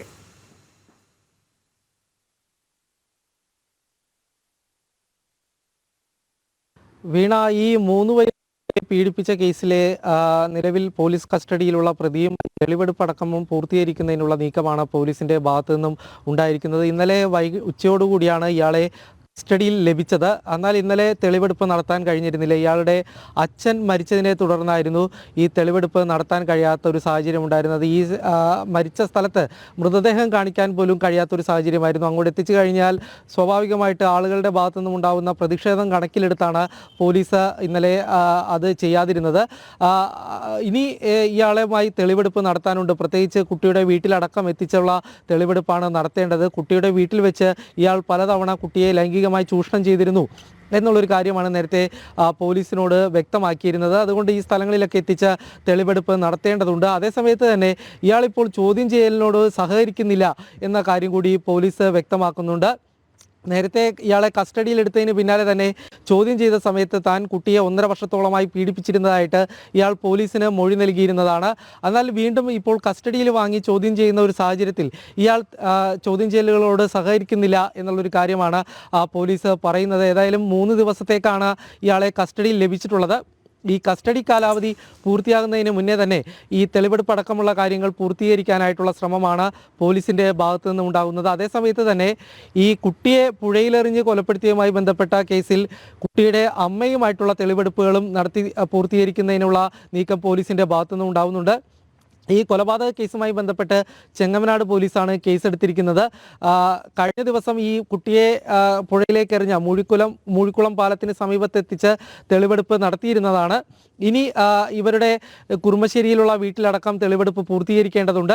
ഇതിനു വേണ്ടിയുള്ള നീക്കമാണ് പോലീസിൻ്റെ ഭാഗത്തുനിന്നുണ്ടാകുന്നത്. കഴിഞ്ഞ ദിവസം അതിനുവേണ്ടി ശ്രമിച്ചിരുന്നെങ്കിലും കനത്ത മഴയെ തുടർന്നായിരുന്നു ഈ തെളിവെടുപ്പ് മാറ്റിവെച്ചത്. ഏതായാലും ഈ കാലാവസ്ഥ അനുകൂലമാവുകയാണെങ്കിൽ ഈ തെളിവെടുപ്പും കൂടി പൂർത്തിയാക്കും. ഈ കുട്ടിയുടെ അമ്മയെ 5 ദിവസത്തേക്കാണ് ഏതായാലും കസ്റ്റഡിയിൽ ലഭിച്ചിരിക്കുന്നത്. ഈ കസ്റ്റഡി പൂർത്തിയാകുന്ന സാഹചര്യത്തിലേക്ക് എത്തുന്നു. ഇനി 2 ദിവസം മാത്രമാണ് കസ്റ്റഡി പൂർത്തിയാവാനായിട്ടുള്ളത്. ആവശ്യമെങ്കിൽ ഇവരെ വീണ്ടും കോടതിയിൽ ഹാജരാക്കിയതിന് ശേഷം വീണ്ടും കസ്റ്റഡിയിൽ വാങ്ങാനായിട്ടുള്ളൊരു നീക്കമാണ് ഏതായാലും പോലീസിൻ്റെ ഭാഗത്തുനിന്നും ഉണ്ടാകുന്നത്. ഒപ്പം തന്നെ ഈ കുട്ടിയുടെ അമ്മയെയും ഈ പോക്സോ കേസിലെ പ്രതിയെയും ഒരുമിച്ചിരുത്തി ചോദ്യം ചെയ്യാനുള്ള നീക്കവും പോലീസിൻ്റെ ഭാഗത്തു നിന്നും ഉണ്ടാകുന്നുണ്ട്. ഈ സംഭവം കുട്ടിയുടെ അമ്മക്ക് അറിയാമായിരുന്നു എന്നുള്ളൊരു കാര്യമാണ് നേരത്തെ ചോദ്യം ചെയ്തപ്പോൾ അമ്മ വ്യക്തമാക്കിയിരുന്നത്. അതുകൊണ്ട് തന്നെ ഈ കാര്യങ്ങളിലൊക്കെ കൂടുതൽ വ്യക്തത തേടുന്നതിൻ്റെ ഭാഗമായിട്ട് ഇരുവരെയും ഒരുമിച്ചിരുത്തി ചോദ്യം ചെയ്യാനുള്ള നീക്കവും കൂടി പോലീസിൻ്റെ ഭാഗത്തു നിന്നും ഉണ്ടാകുന്നുണ്ട്. വീണ. ഓക്കെ, ശരി കിരൺ. എറണാകുളം കടമക്കുടി ഇന്റർനാഷണൽ ഫിലിം ഫെസ്റ്റിവലിന് തുടക്കമായി. ദേശീയ ചലച്ചിത്ര പുരസ്കാര ജേതാവും സംവിധായകനുമായ പത്മശ്രീ ഗിരീഷ് കാസറവള്ളി ഉദ്ഘാടനം ചെയ്തു. രാജ്യാന്തര പുരസ്കാര ജേതാവും സംവിധായകനുമായ അനന്യ കാസറവള്ളി മുഖ്യാതിഥിയായി. ആദ്യ ദിനത്തിൽ MT വാസുദേവൻ നായർ സംവിധാനം ചെയ്ത നിർമാല്യം, ഷാജീൻ കരുൺ സംവിധാനം ചെയ്ത പിറവി തുടങ്ങിയ സിനിമകളുടെ പ്രദർശനം നടന്നു. ദേശീയ അന്തർദേശീയ തലത്തിലെ 15ഓളം സിനിമകൾ ഫെസ്റ്റിവലിൽ പ്രദർശിപ്പിക്കും.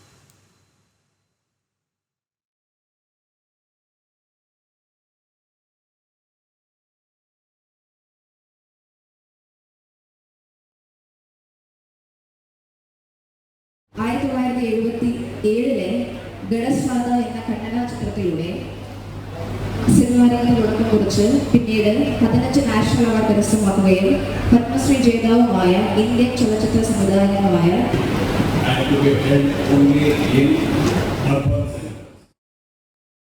വിഘ്നങ്ങൾ അകറ്റുന്ന വിഘ്നേശ്വരന് മംഗളമായി മാംഗല്യം. മള്ളിയൂർ ശ്രീ മഹാഗണപതി ക്ഷേത്രത്തിലെ ഗണേശ പുരാണ സപ്താഹ യജ്ഞവേദിയിലായിരുന്നു ഭക്തർക്ക് ദർശന സുഹൃതമായി ശ്രീഗണേശ കല്യാണോത്സവം അരങ്ങേറിയത്. കേരളത്തിൽ ആദ്യമായാണ് ഗണേശ പുരാണ സപ്താഹം നടക്കുന്നത്. മള്ളിയൂർ പരമേശ്വരൻ നമ്പൂതിരിയുടെയും യജ്ഞാചാര്യൻ ശരത് എ ഹരിദാസിന്റെയും കാർമ്മികത്വത്തിലായിരുന്നു ചടങ്ങുകൾ. ഗണപതി കല്യാണം നാളെ നീളെ എന്നാണല്ലോ. പക്ഷേ ഇന്നായിരുന്നു ആ സുദിനം. മള്ളിയൂർ ശ്രീ മഹാഗണപതി ക്ഷേത്രത്തിൽ ഗണനായകനായ വിനായകന്റെ വിവാഹ ആഘോഷം നടന്നു.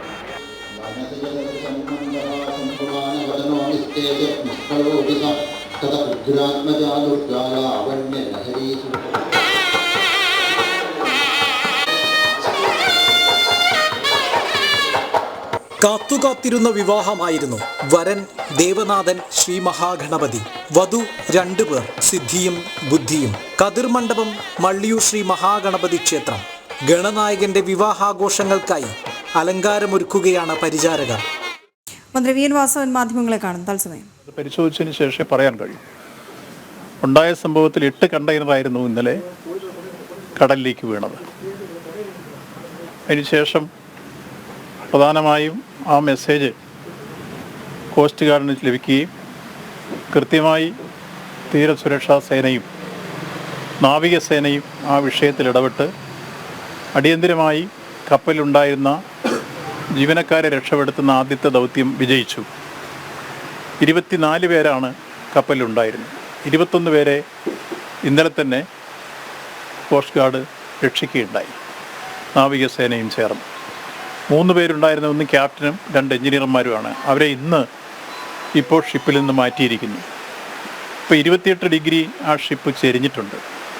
കൂടുതൽ കണ്ടെയ്നറുകൾ കടലിലേക്ക് വീഴുന്ന സാഹചര്യവും വന്നിട്ടുണ്ട്.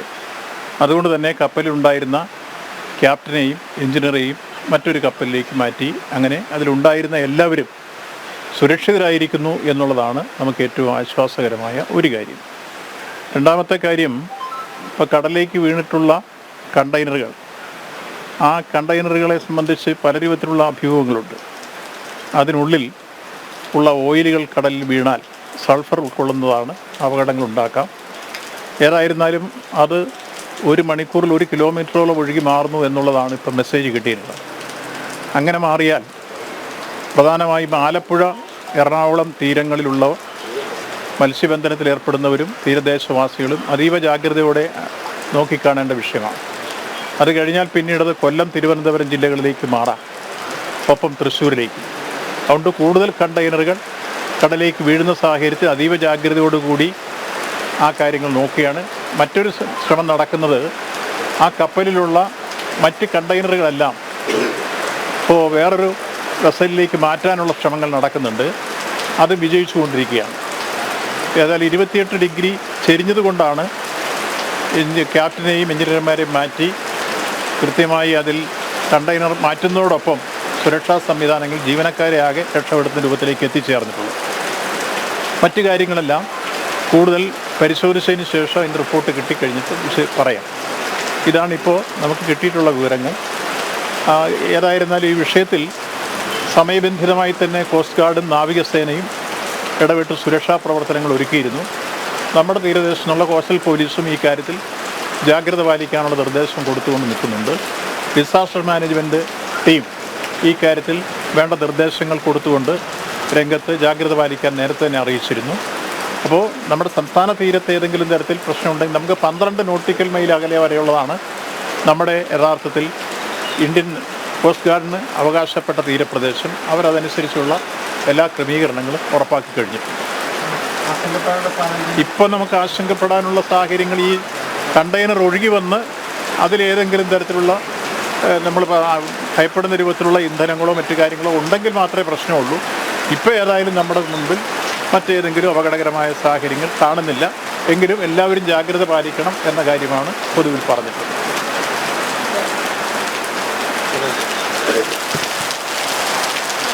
ുമായി ബന്ധപ്പെട്ട് അദ്ദേഹം കാര്യങ്ങൾ വിശദീകരിക്കുകയായിരുന്നു. ഇതിപ്പോൾ തീരത്തണയുമ്പോൾ അങ്ങനെ വരികയാണെങ്കിലാണ് കൂടുതൽ ശ്രദ്ധിക്കേണ്ടത്. അത് കൂടുതൽ പരിശോധനകൾക്കൊക്കെ വിധേയമാക്കേണ്ടതുണ്ട്. ഏതായാലും അത് പൂർണ്ണമായും മുങ്ങിപ്പോകുന്നതിന് മുൻപ് അതിലുള്ള കണ്ടെയ്നറുകൾ മറ്റൊരു കപ്പലിലേക്ക് മാറ്റാനുള്ള ശ്രമങ്ങളൊക്കെയാണ് നടക്കുന്നതെന്നാണ് അദ്ദേഹം ഇപ്പോൾ മാധ്യമങ്ങളോട് വിശദീകരിച്ചത്. അവിടെ നടക്കുന്ന രക്ഷാപ്രവർത്തനങ്ങൾ സംബന്ധിച്ച് പക്ഷേ കപ്പലിലുണ്ടായിരുന്ന എല്ലാവരെയും മാറ്റാൻ സാധിച്ചിട്ടുണ്ട് എന്നും അദ്ദേഹം വ്യക്തമാക്കി. നമ്മൾ ഒരു റിപ്പോർട്ട് കണ്ടുവരികയായിരുന്നു. വിഘ്നേശ്വരൻ്റെ മാംഗല്യം, മള്ളിയൂർ ശ്രീ മഹാഗണപതി ക്ഷേത്രത്തിലെ ഗണേശ പുരാണ സപ്താഹ യജ്ഞത്തെക്കുറിച്ച്.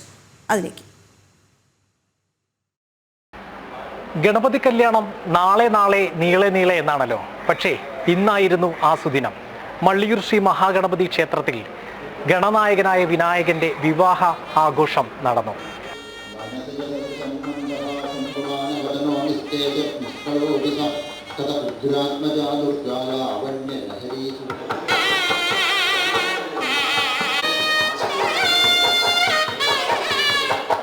കാത്തുകാത്തിരുന്ന വിവാഹമായിരുന്നു. വരൻ ദേവനാഥൻ ശ്രീ മഹാഗണപതി, വധു 2 പേർ, സിദ്ധിയും ബുദ്ധിയും. കതിർമണ്ഡപം മള്ളിയൂർ ശ്രീ മഹാഗണപതി ക്ഷേത്രം. ഗണനായകന്റെ വിവാഹാഘോഷങ്ങൾക്കായി അലങ്കാരമൊരുക്കുകയാണ് പരിചാരകർ.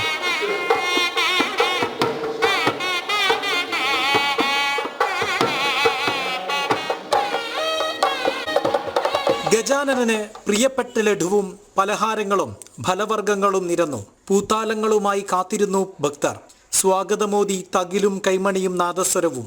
അണിഞ്ഞൊരുങ്ങിയെത്തി വരനും വധുവും. വൈകുണ്ഠനാഥൻ മഹാവിഷ്ണു മുന്നിൽ. ഇനി പ്രദക്ഷിണം.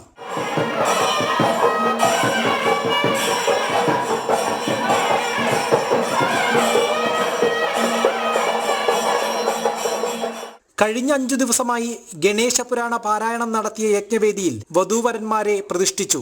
ഒടുവിൽ മുഹൂർത്തം. താലിയണിഞ്ഞു സിദ്ധിയും ബുദ്ധിയും. വരണമാല്യം ചൂടി വിനായകൻ.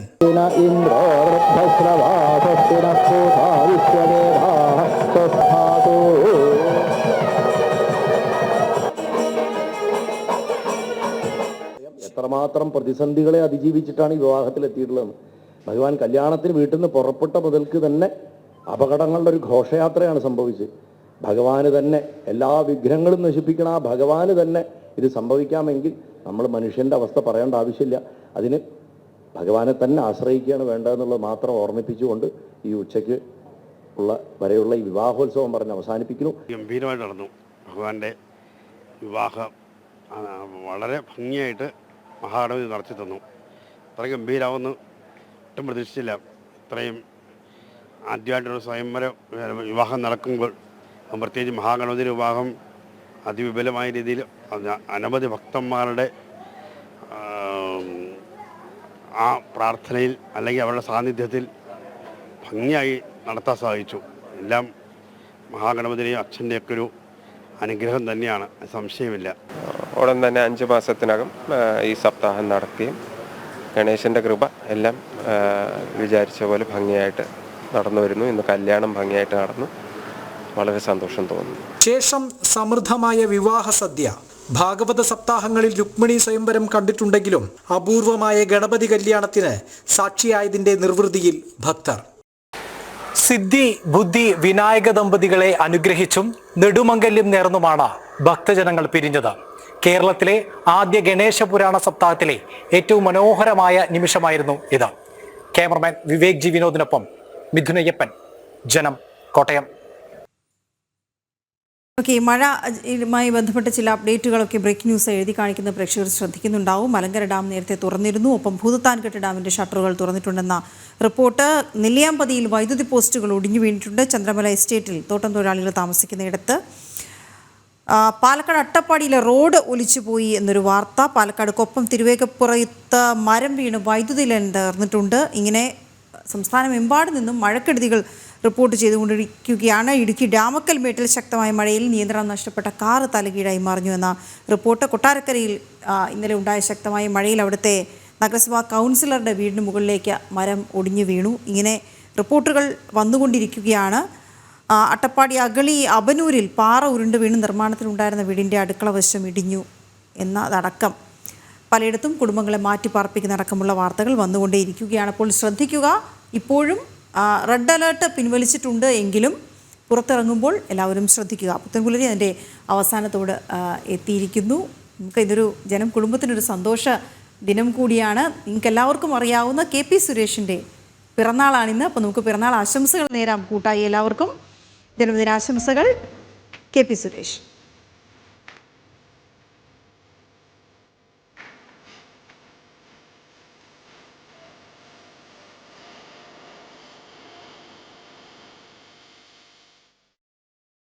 ഇനി ചെറിയ ഇടവേളയ്ക്ക് ശേഷം ലൈവ് റിപ്പോർട്ട്സ് തുടങ്ങും. നമസ്തേ.